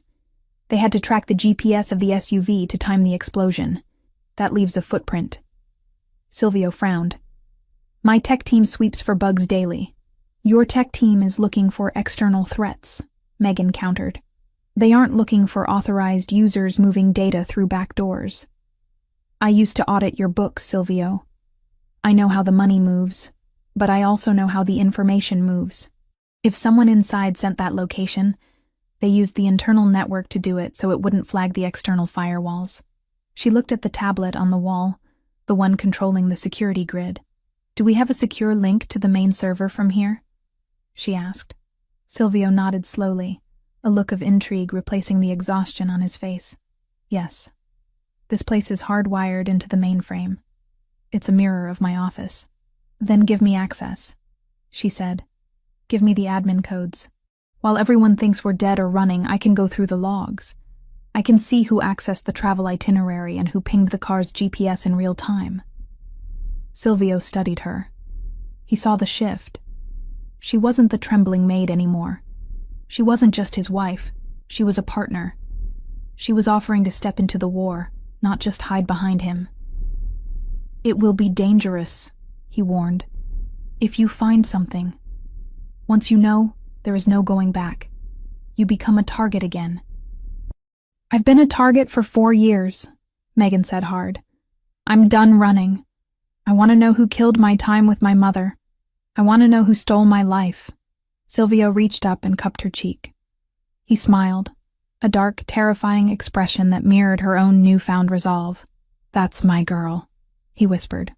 The morning sun hit the glass walls of the fortress with blinding brilliance, turning the snow-covered world outside into a sheet of white fire. Megan woke up alone on the sofa. For a second, panic flared. The old reflex of waking up to an empty apartment. But then she smelled coffee. She sat up, wrapping the fur blanket around herself. Her body ached, a pleasant, sore reminder of the night before. She looked around. Silvio was standing by the kitchen island, dressed in fresh clothes he must have found in the cabin's supply. Black tactical pants and a gray thermal shirt that stretched tight over his chest. He was on the phone, speaking in rapid, hushed Italian. He saw her move and hung up immediately. "Good morning," he said. He walked over with a mug of coffee, steaming and black, just the way she used to take it. "Morning." She took the cup, her fingers brushing his. "Is everything okay?" "The wound? Stiff," he admitted, touching his side. "But fine." The bleeding stopped. He leaned against the island, crossing his arms. "I made some calls. The official story is that we are missing. presumed dead or critically injured. The car wreck looked bad enough to sell it. The 'Ndrangheta is celebrating. Chiardoni thinks he won. Good. Megan blew on her coffee. Let them celebrate. It makes them sloppy. Alexander is fine, Silvio added, answering the question he knew she was about to ask. He has a concussion and a broken arm, but he managed to limp the SUV to the extraction point. He's in a safe house downtown. Thank God, Megan breathed. Now. Silvio pushed a sleek silver laptop across the granite countertop toward her. You asked for access. Megan stood up, clutching the blanket like a toga. She walked to the counter and looked at the computer. It was already booted up, the login screen for the Rinaldi private server blinking a cursor. I need your credentials for the initial handshake, she said. Silvio typed in a long string of characters. The screen flashed red, then green. Access granted. Megan sat on the bar stool. She cracked her knuckles, a habit from her college days before exams. She wasn't looking at spreadsheets of money this time. She was looking at data packets, login timestamps, and encrypted communication logs. Okay, she muttered, her eyes scanning the code. The ambush happened at 11:42 p.m. That means the signal had to go out between 11:30 and 11:40 to get the shooters in position. Silvio stood behind her, watching the screen over her shoulder. He didn't understand the raw code as well as she did, but he understood the patterns she was hunting. Filter by user clearance level, Silvio suggested. Only level 4 and above knew the route. Already doing it, Megan's fingers flew across the keys. Nicholas, Marco, you, Alexander, and... Wait, she frowned, leaning closer to the screen. What is it? Silvio asked, sensing the tension in her shoulders. There's a ghost protocol here. She pointed to a line of gray text hidden beneath the standard traffic. Someone ran a shadow mirror on your GPS. It wasn't a direct query, it was a passive tap. They didn't ask the car where it was. They asked the phone paired to the car where it was. My phone? Silvio touched his pocket. No, Megan shook her head. Your phone is encrypted with military-grade shielding. Alexander's is too. This tap, it came from a device that was authorized but had lower security protocols. She traced the IP address back through the server tunnels. It was bouncing around, trying to hide, but whoever set it up had been arrogant. They hadn't expected an audit this fast. They hadn't cleared the cache. Got you, she whispered. She hit enter. The location of the device popped up. It wasn't a phone, Megan said, her blood running cold. It was the tablet, the inventory tablet used in the estate kitchen. Silvio froze. The kitchen? Who has access to the kitchen inventory tablet? Megan asked, turning to look at him. It's on the main Wi-Fi, but it doesn't have the same firewalls as the security office. Silvio's face darkened. The chef, the supply delivery guys, and... He trailed off, a realization hitting him. And Nicholas, he said, his voice dropping to a subterranean growl. Nicholas approves the supply orders. He uses that tablet to sign off on the invoices every Friday. Look at the timestamp on the tap, Megan pointed. Friday at 4:00 p.m. A background script was installed. It lay dormant until the car started moving last night. Then it woke up and broadcasted our location to an external server. And that server? Silvio asked. Megan ran one last command. The destination IP resolved. It's a shell company in the Cayman Islands, she said.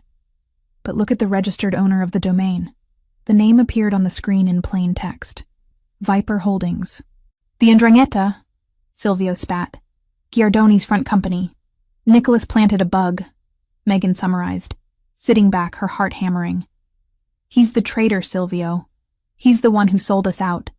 And if he did this, he's the one who had access to my schedule 4 years ago. He was the one who handled the estate finances. He knew when I was at the gala. He knew about the security blind spots because he paid the contractors who installed them. Silvio didn't scream. He didn't flip the table. He went terrifyingly still. It was the stillness of a predator that had just confirmed the scent of its prey. Nicholas, he said, the name sounding like a curse. My father hired him. I grew up with him. He betrayed you, Megan said softly. He almost killed us. He made my mother die alone. Silvio turned away from the counter. He walked to the window and looked out at the snow. When he turned back, his face was a mask of cold, calculated violence. Can you track him? Silvio asked. Can you see where he is right now?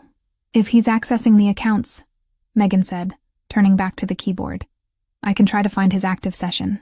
She typed for another minute. He's not at the office. He's not at his apartment. She hit a key. A map popped up. He's at the mansion, Megan said, surprised. He's in your office, Silvio, right now. He thinks I'm dead, Silvio realized. He's cleaning house. He's trying to transfer the funds before the news breaks officially. He's draining the accounts, Megan confirmed, watching the numbers flicker on the screen. He's moving millions, right now. Look. Silvio walked over and looked at the transfer bars filling up. He placed a hand on Megan's shoulder. Can you stop it? I can freeze it, Megan said. But he'll know. He'll see the lockout. He'll run. We need to get there before he runs, Silvio said. We need to catch him in the act. It's an hour drive back down the mountain, Megan said. By the time we get there, he could be gone. Not if you keep him busy, Silvio said. He looked at her. A plan forming. You said you can see him. Can you talk to him? Through the system? I can send a message to the terminal. Megan nodded. Good. Silvio walked to the closet and grabbed a heavy tactical vest. He threw it on over his thermal shirt. Freeze the accounts. Lock the doors remotely. Trap him in that office, Megan. Make him watch his retirement fund disappear. Buy me the time I need to get down there and look him in the eye. Megan looked at the laptop, then at Silvio. She felt a surge of power. She wasn't the victim anymore. She was the one with the finger on the button. Consider it done, she said. Silvio grabbed his keys and his gun. He stopped at the door, looking back at her.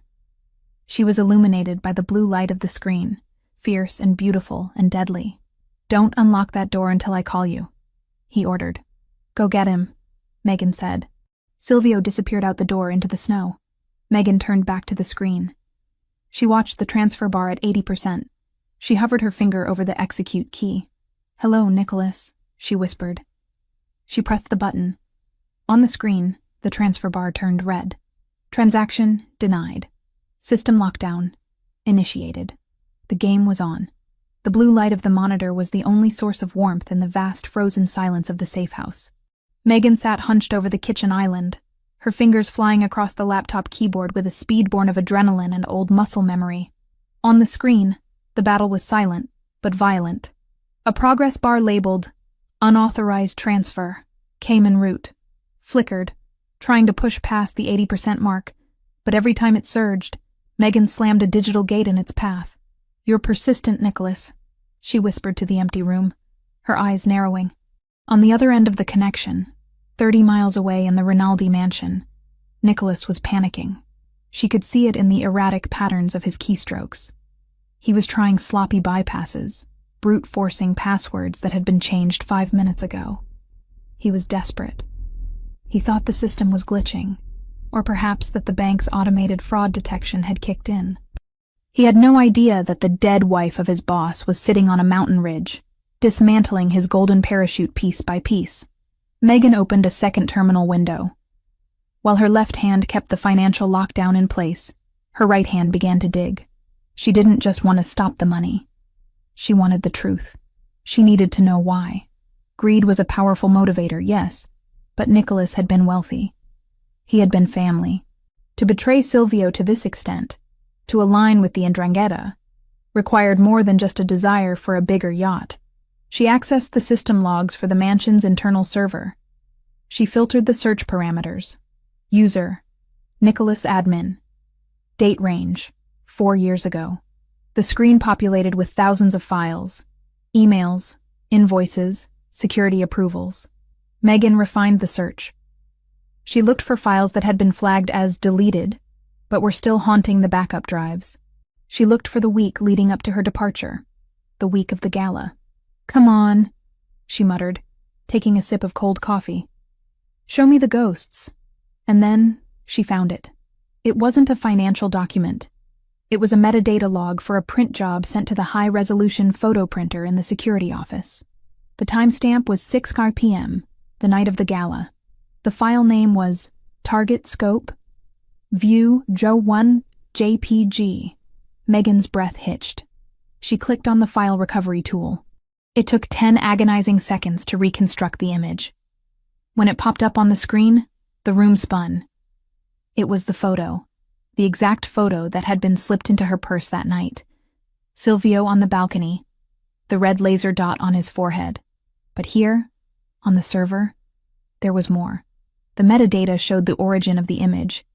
It hadn't been taken by a sniper on a rooftop 3 blocks away. It had been created using Photoshop on Nicholas's terminal. He had taken a standard security feed image of Silvio, overlaid the laser dot, and printed it out on glossy paper. It was fake, Megan breathed, the realization hitting her like a physical blow. It was never real. There was no sniper. She clicked on the next file.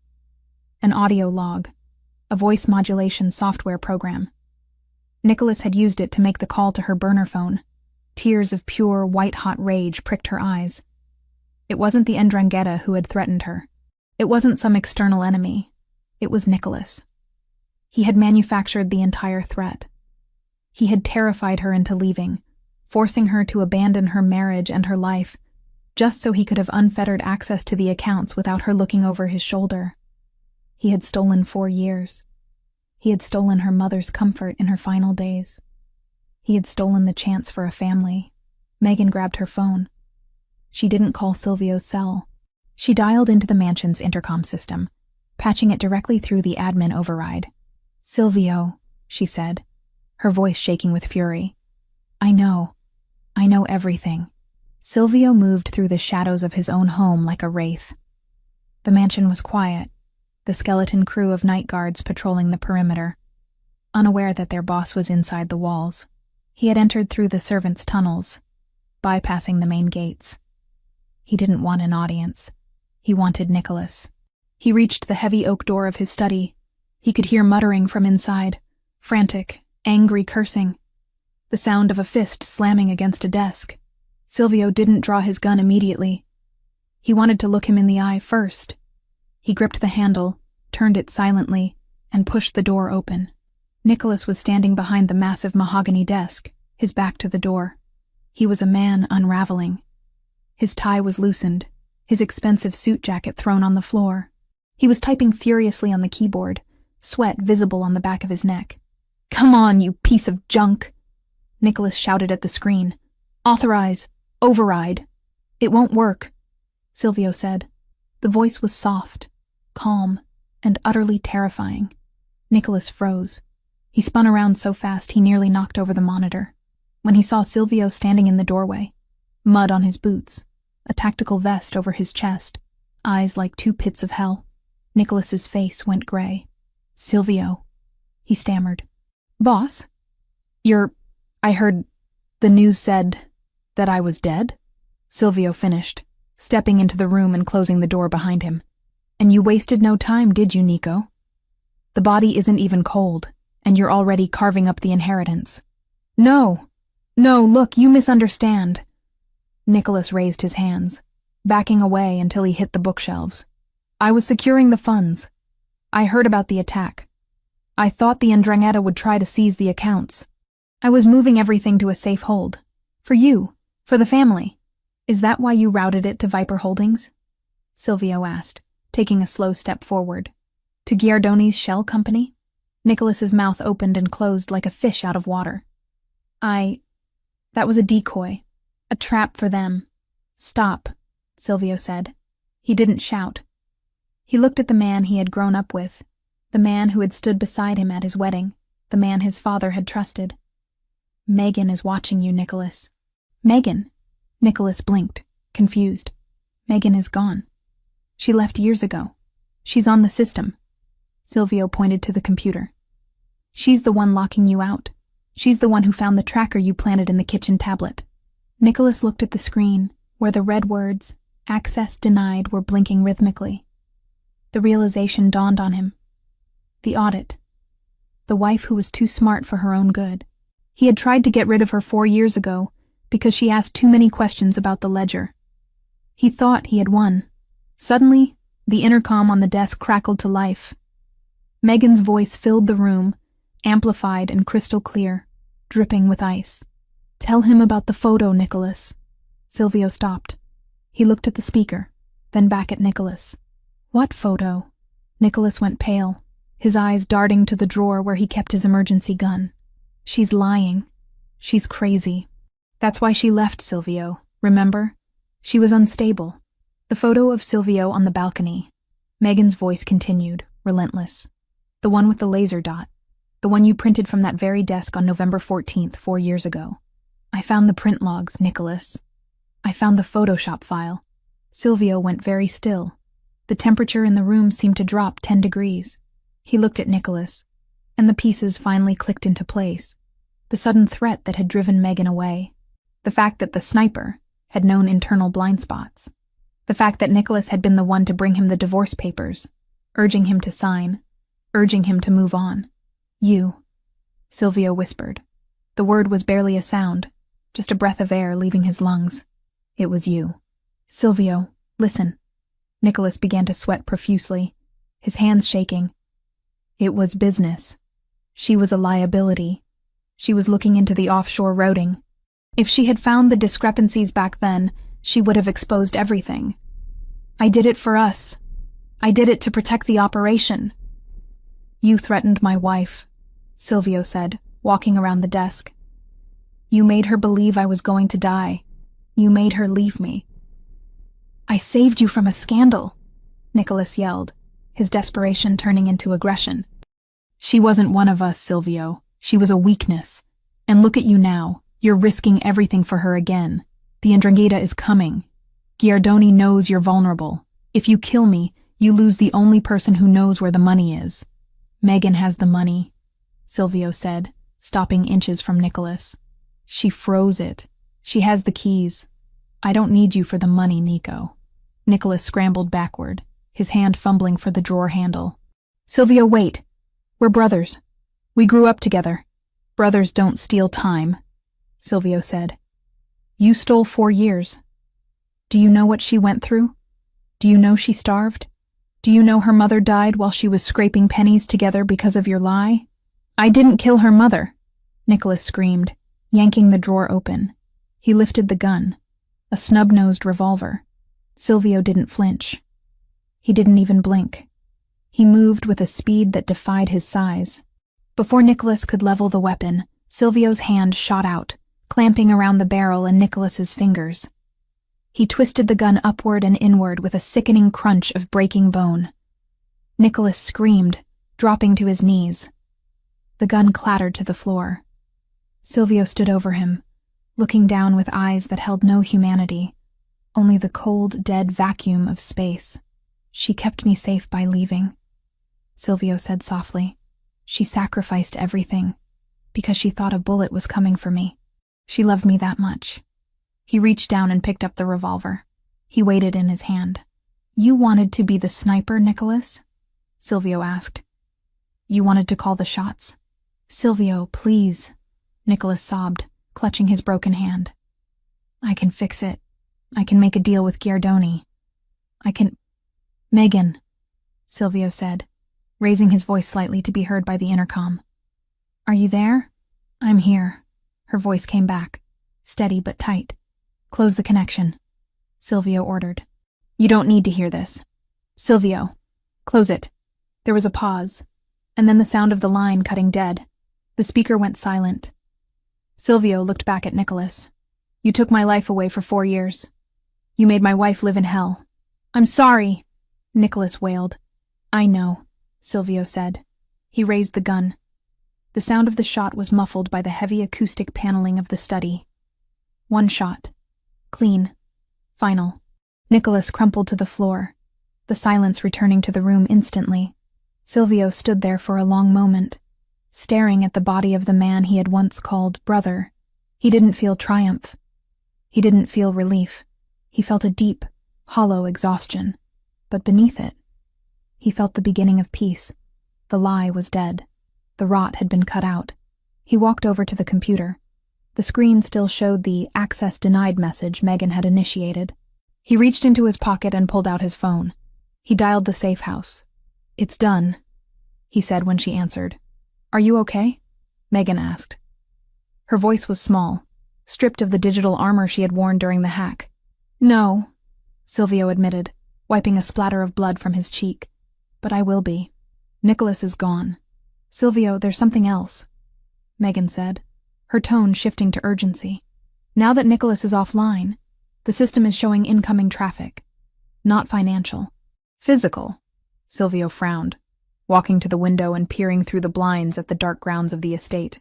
"What do you mean?" "Nicholas had a dead man switch," Megan explained, her fingers typing rapidly in the background. "Or a failsafe. When his heartbeat monitor disconnected, he was wearing a smartwatch linked to the server. It sent a signal out. Not to the police. To Giardoni," Silvio realized, his grip on the phone tightening. "The perimeter sensors just lit up," Megan said, her voice rising in panic. "Silvio, they aren't just coming. They're already there. The 'Ndrangheta. They were waiting for Nicholas to give the all clear, or for him to die. They're breaching the east gate." Silvio looked out the window. In the distance, near the tree line, he saw a shadow move. Then another. Then the flash of a muzzle suppressor. "The siege," Silvio muttered. "They want the mansion. They want to wipe us out while they think we're weak." "Get out of there," Megan screamed. "Get to the tunnels." "No," Silvio said, a cold calm settling over him. He checked the load in the revolver and then holstered it, reaching for his own semi-automatic on his hip.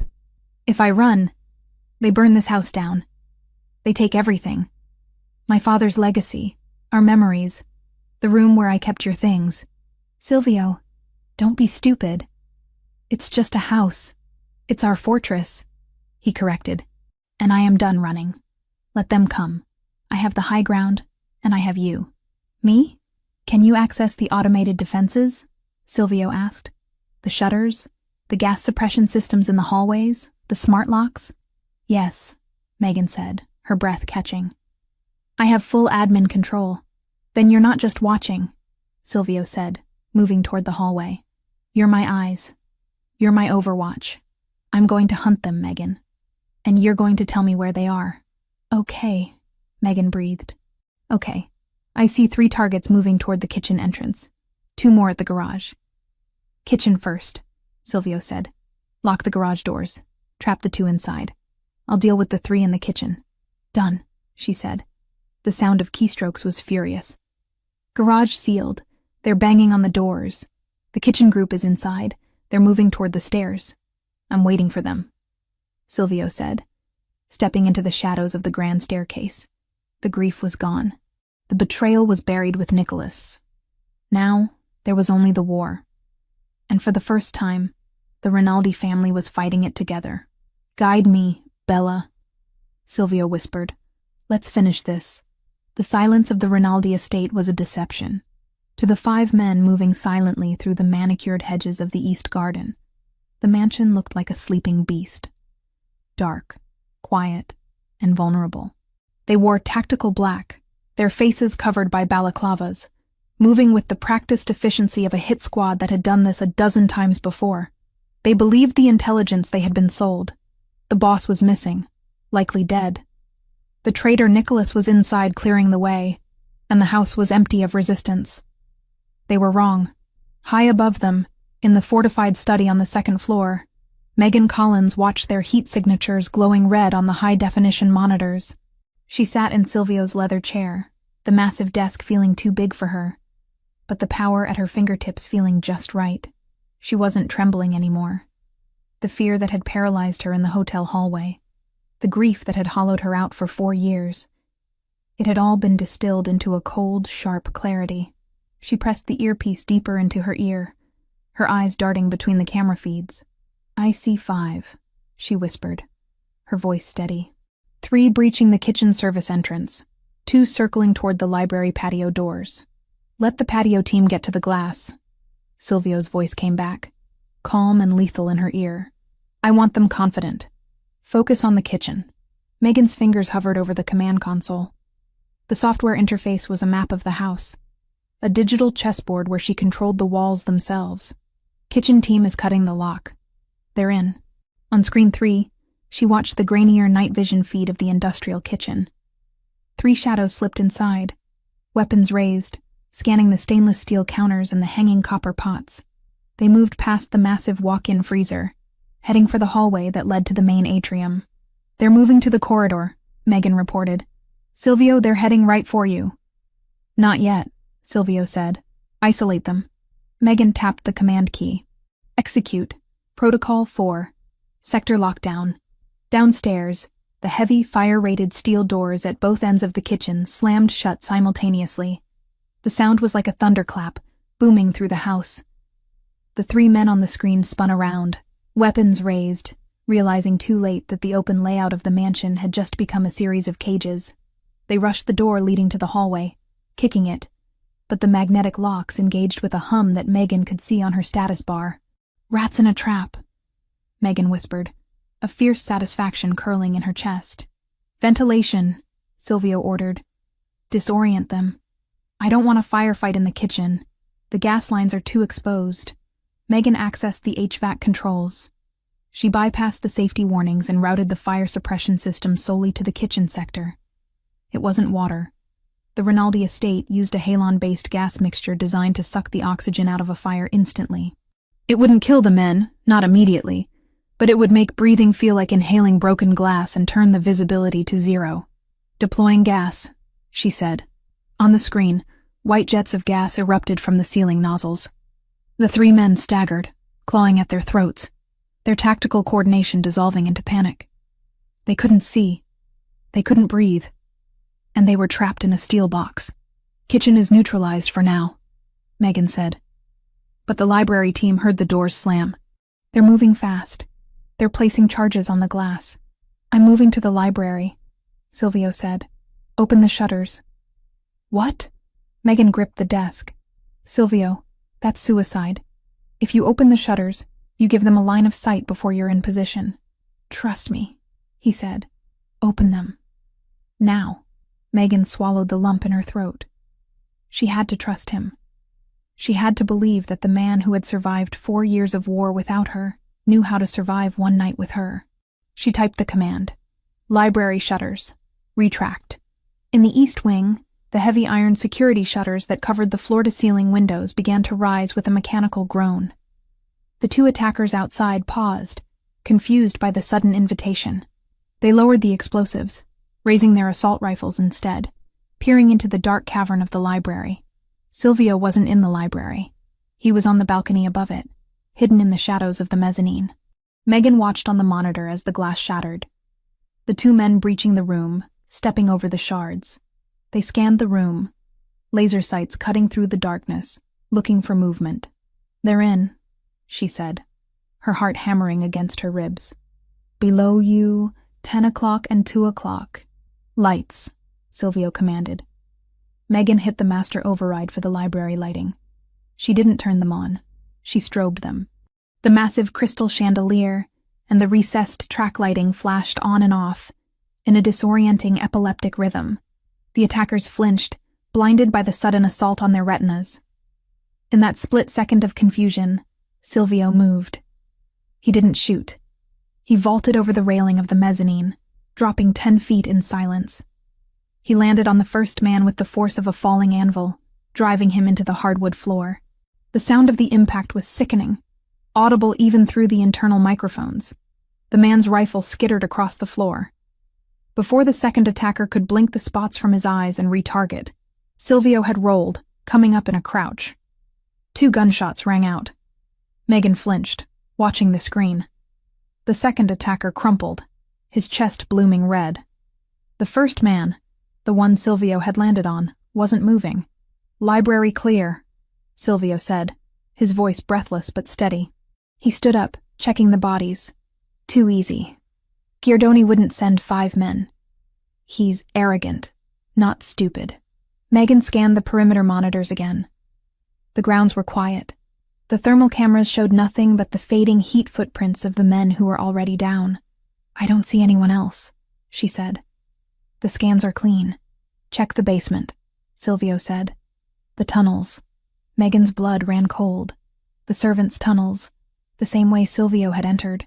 The sensors down there were older, less sensitive. She switched feeds, bringing up the grainy black and white cameras of the subterranean level. Nothing. Just long concrete corridors lined with pipes. "It's empty," she said. "Wait." On camera 4, deep in the boiler room, a shadow moved. It wasn't a heat signature. The boiler heat masked it. It was a physical disruption of the dust motes in the air. "There's one," she gasped. "He's already inside. He bypassed the perimeter. He must have cut the grate before the others attacked." "Where is he?" Silvio was already moving, leaving the library, reloading his weapon as he walked. "He's at the service elevator," Megan said, watching the figure pry the doors open. Silvio, he's coming up. He's bypassing the ground floor. He's coming to the second floor," Silvio realized. "He's coming for the study. He's coming for you. I'm locking the elevator."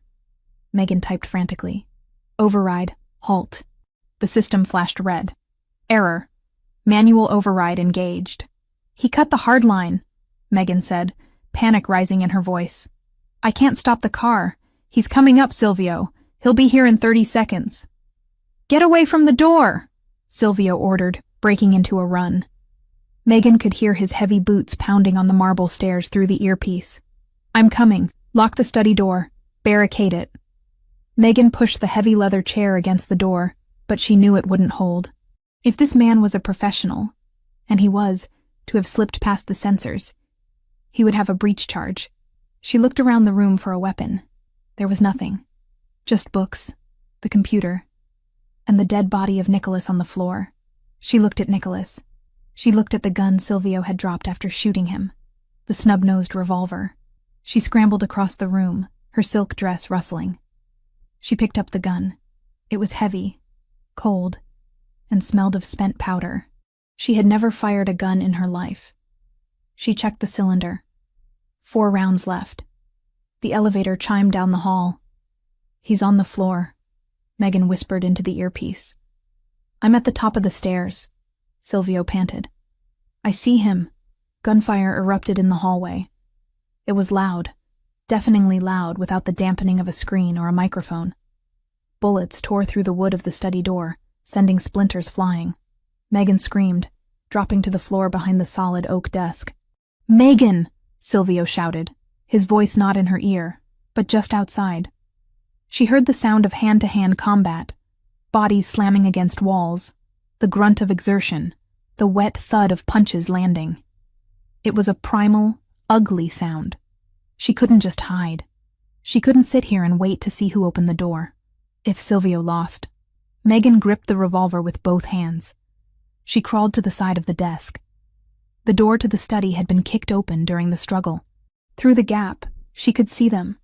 The assassin was huge, wearing full tactical armor. He had Silvio pinned against the wall, one hand wrapped around Silvio's throat, the other driving a combat knife toward Silvio's ribs. Silvio was fighting back, gripping the man's wrist, but he was exhausted, wounded from the crash, and bleeding from the earlier cut on his side. He was losing leverage. The knife inched closer. Megan stood up. Her hands were shaking so hard she thought she might drop the gun, but her mind was crystal clear. She remembered what Silvio had told her in the car. "You are not a victim.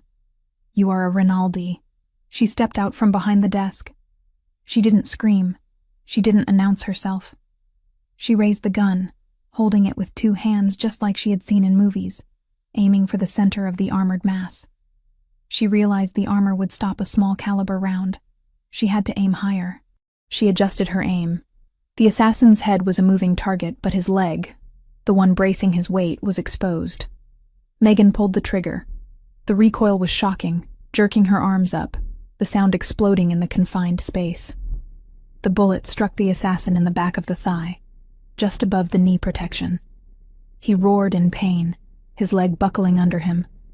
The knife slipped, slicing a shallow gash across Silvio's forearm, but missing the vital organs. The sudden loss of balance was all Silvio needed. As the man fell, Silvio twisted, breaking the chokehold. He didn't hesitate. He grabbed the assassin's own knife hand, driving his knee into the man's solar plexus, doubling him over. Silvio wrenched the knife free and drove it downward in a blur of motion. The assassin went limp, sliding down the wall to the floor. Silence returned to the hallway, ringing and absolute.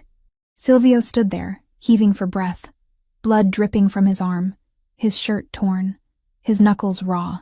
He looked at the body, then he looked up. He looked at Megan. She was standing in the doorway of the study, the smoking revolver still clutched in her hands, her face pale but her eyes fierce. She wasn't fainting. She wasn't crying. She was standing her ground. Silvio walked toward her. He didn't run. He walked with a slow, deliberate gravity. He reached her and gently pried the gun from her fingers, setting it on the hallway table without looking at it. "You shot him," Silvio said, his voice raspy. "He was hurting you," Megan whispered. Silvio looked at her, and the look in his eyes was so intense it almost buckled her knees. It wasn't just love. It was reverence. It was the look of a man who had found his equal in the wreckage of a disaster. "You saved my life," he said. "Again. We're even." She managed a weak smile. Silvio shook his head. He reached out and pulled her into him, burying his face in her neck, holding her so tight she could feel the tremors in his muscles.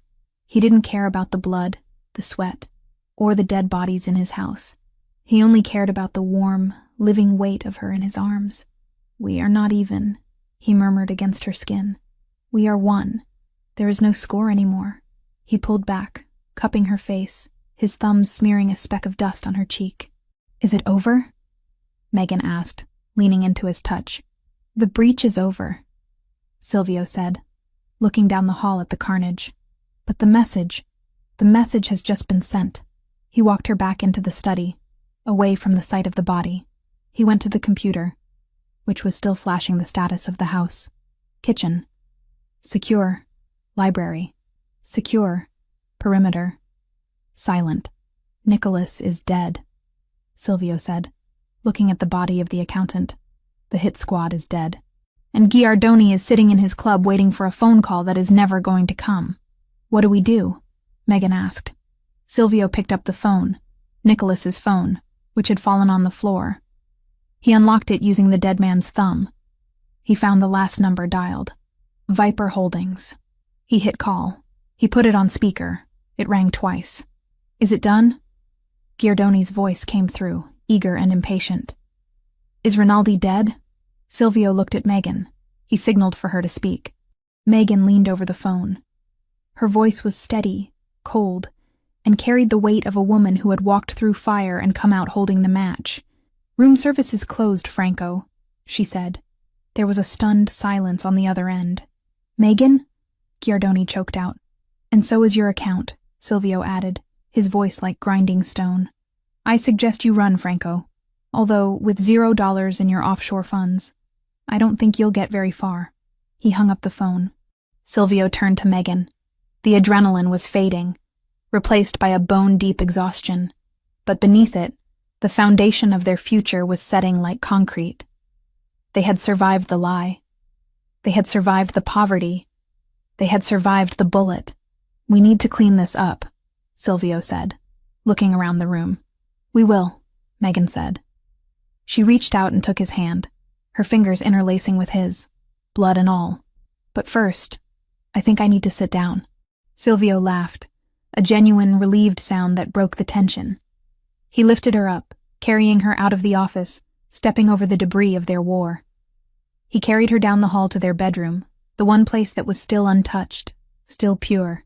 "I told you," he whispered as he kicked the bedroom door shut, locking the world out one last time. "I handle the rest. You just breathe." And as Megan laid her head on his chest, listening to the steady, victorious rhythm of his heart, she finally did. The siege was over. The queen was home, and the king was never letting her go again. The snow that had blanketed the Rinaldi estate during the siege had long since melted, replaced by the vibrant, verdant green of early spring. The air, once thick with the smell of gunpowder and the metallic tang of fear, now carried the scent of blooming jasmine and wet earth. 3 months had passed since the night the world almost ended in the upstairs hallway, and in that time, the landscape of the city had changed just as drastically as the seasons.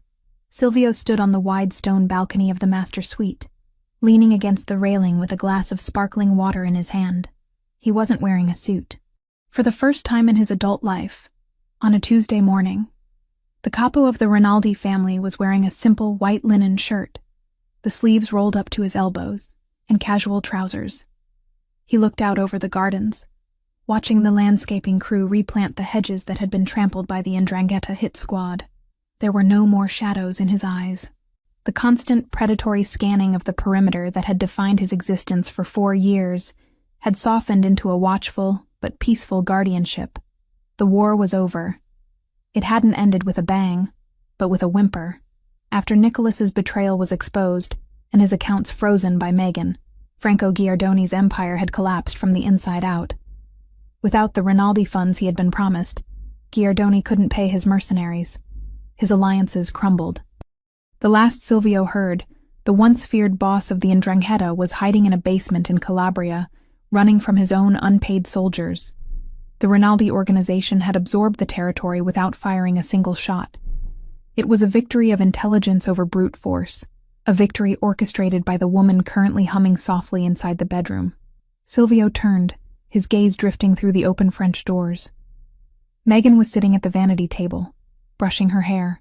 The transformation was nothing short of miraculous. The hollow cheeks were gone, filled out by 3 months of proper meals, rest, and relentless affection. Her skin, once gray and papery, glowed with a natural, rosy health. The dark circles that had looked like bruises under her eyes had vanished, replaced by a brightness that lit up the room. She wasn't wearing a uniform. She wasn't wearing a frantic, terrified expression. She was wearing a silk robe in a soft shade of blush pink, the fabric flowing over curves that had returned to her body. She looked like a queen who had reclaimed her throne, not through inheritance, but through survival. Silvio watched her for a moment, simply drinking in the sight. He remembered the night in the hotel hallway, how small she had looked, how she had flinched when he moved. The memory still caused a dull ache in his chest, a phantom pain that reminded him of how close he had come to losing her forever.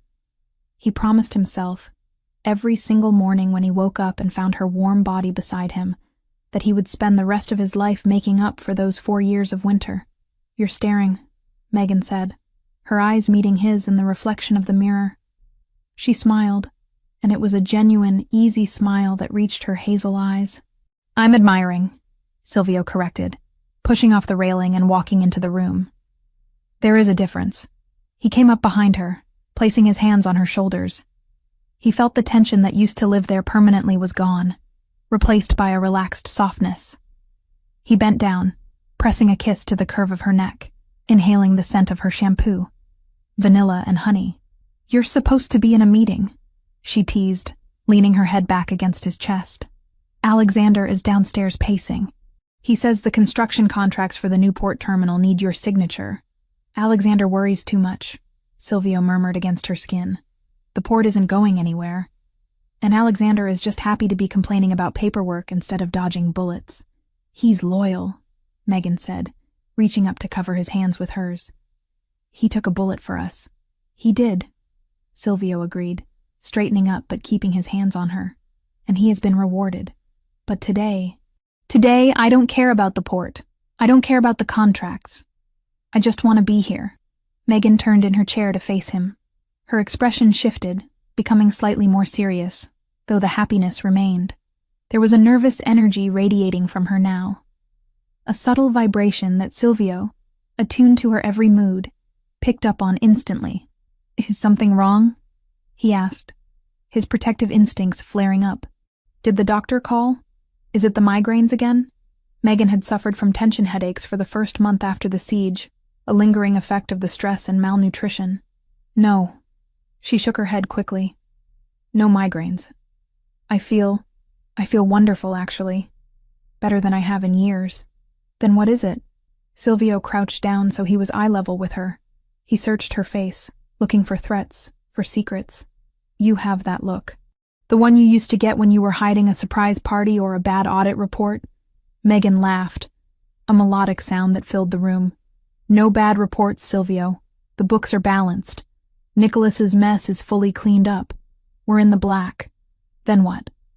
She took a deep breath, her fingers tightening around his. I have something for you. A gift. Silvio frowned. It's not my birthday. And it's not our anniversary. It's a Tuesday, she said. Consider it a we survived gift. She reached into the pocket of her robe and pulled out a small rectangular box. It was wrapped in silver paper with a white ribbon. It was small, light. Silvio took it, looking at her with confusion. He had given her diamonds, cars, deeds to buildings. He wasn't used to receiving things. Megan, you didn't have to. Just open it, she whispered, biting her lip. Silvio stood up, holding the box carefully. He pulled the ribbon. The paper fell away, revealing a plain white cardboard box. He opened the lid. Inside, nestled in white tissue paper, was not a watch, or a key, or a cufflink. It was a plastic stick. A digital test. Silvio stared at it. For a moment his brain refused to process what he was seeing. He saw the small screen on the device. He saw the word written there in black digital letters. Pregnant. The world stopped. The birds outside stopped singing. The wind stopped blowing. The only sound was the roar of blood in his own ears. He looked at the stick. Then he looked at Megan. Then back at the stick. Is this... His voice failed him. He cleared his throat, trying to speak past the sudden, massive lump that had formed there. Is this real? Megan nodded, tears filling her eyes. I took 3 of them, just to be sure. This morning, while you were in the shower. Silvio felt his knees go weak. He sank down, not into the chair, but onto the floor. He knelt before her, clutching the plastic stick like it was a holy relic. We tried, he whispered, his voice cracking. For 2 years before you left. We tried everything. The doctors said it was stress. They said it might never happen. I know, Megan said, reaching out to stroke his hair. I guess we just needed to survive first. We needed to be safe. Silvio dropped his head, resting his forehead against her knees. His shoulders began to shake. He wasn't sobbing loudly. He was weeping silently, a release of tension so deep it felt like his soul was unspooling. For years, he had accepted that his legacy would end with him. He had accepted that the violence of his life demanded a price. And that price was a family. He had made peace with being the last Rinaldi. And then, when Megan left, he had accepted that he would die alone. But now, he lifted his head. His eyes were red, shining with a raw vulnerability that no one in the underworld had ever seen or would ever see. A baby, he said, testing the word. Our baby. Yes. Megan smiled through her own tears. Due in the winter. Silvio reached out, his large, calloused hand trembling as he placed it on her stomach. There was no bump yet, nothing to feel but the silk of her robe and the warmth of her skin. But to him, the connection was instant and electric. Beneath his palm, a new life was starting. A life created not from obligation, but from a love that had walked through fire and refused to burn. I will keep you safe, he vowed, speaking to her stomach with a fierce, terrifying intensity. I will burn the world down before I let anything touch you. You hear me? Nothing will ever hurt you. Silvio, Megan said softly, cupping his face and making him look at her. You don't have to burn the world down anymore. The world knows. They know not to touch us. I will make sure they remember, he swore. He leaned forward and kissed her stomach, a devout, reverent press of his lips against the fabric. Then he stood up, pulling her with him. He hugged her, lifting her off her feet, burying his face in her neck. He held her as if she were made of glass, yet anchored her as if she were the only solid thing in the universe. Are you happy? She asked against his shoulder. Silvio pulled back.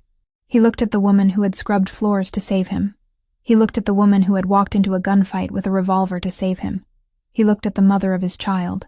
Happy is too small a word, he said hoarsely. I am complete. He took her hand and led her back toward the balcony doors. The sun was higher now, bathing the room in golden light.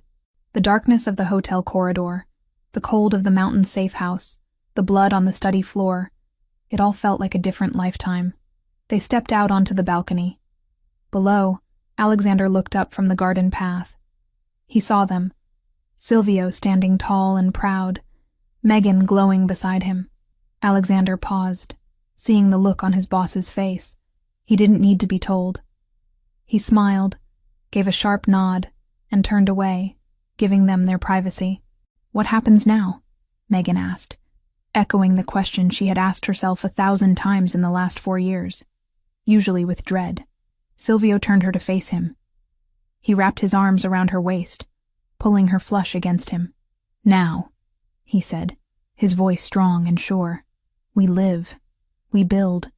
We raise a legacy that isn't about blood and bullets, but about this." He kissed her. It was a slow, deep kiss, tasting of coffee and promise. It was a seal on the future. "I have a meeting," Silvio whispered against her lips, a playful glint returning to his eyes. "The port contracts," Megan reminded him. "Cancel them," he said. "Cancel everything. I'm busy." "Busy doing what?" She laughed. "Taking care of my wife," he said. "And my heir." He picked her up bridal style, ignoring her squeal of surprise. He carried her back inside the room. He didn't stop at the bed. He walked to the heavy double doors that led to the hallway, the doors that separated their sanctuary from the rest of the mansion, from the business, from the world. He looked at the doors. He thought about the title she had worn for 4 years. Room service. The invisible servant. The one who enters, leaves, and is forgotten. "No more service," he whispered. "Only the room." He kicked the door shut. The heavy latch clicked into place, a solid, definitive sound. Inside, the world was quiet. The danger was gone. The past was buried in the snow. Only the future remained. A future where the maid was a queen, the monster was a father, and the love they had fought for was finally, perfectly, safe. Silvio carried her to the bed, laying her down with the reverence due to a miracle. He lay beside her, his hand resting protectively over her stomach, his eyes closing as he listened to the 2 heartbeats that now fueled his existence. The door was closed, and they were finally, truly, home.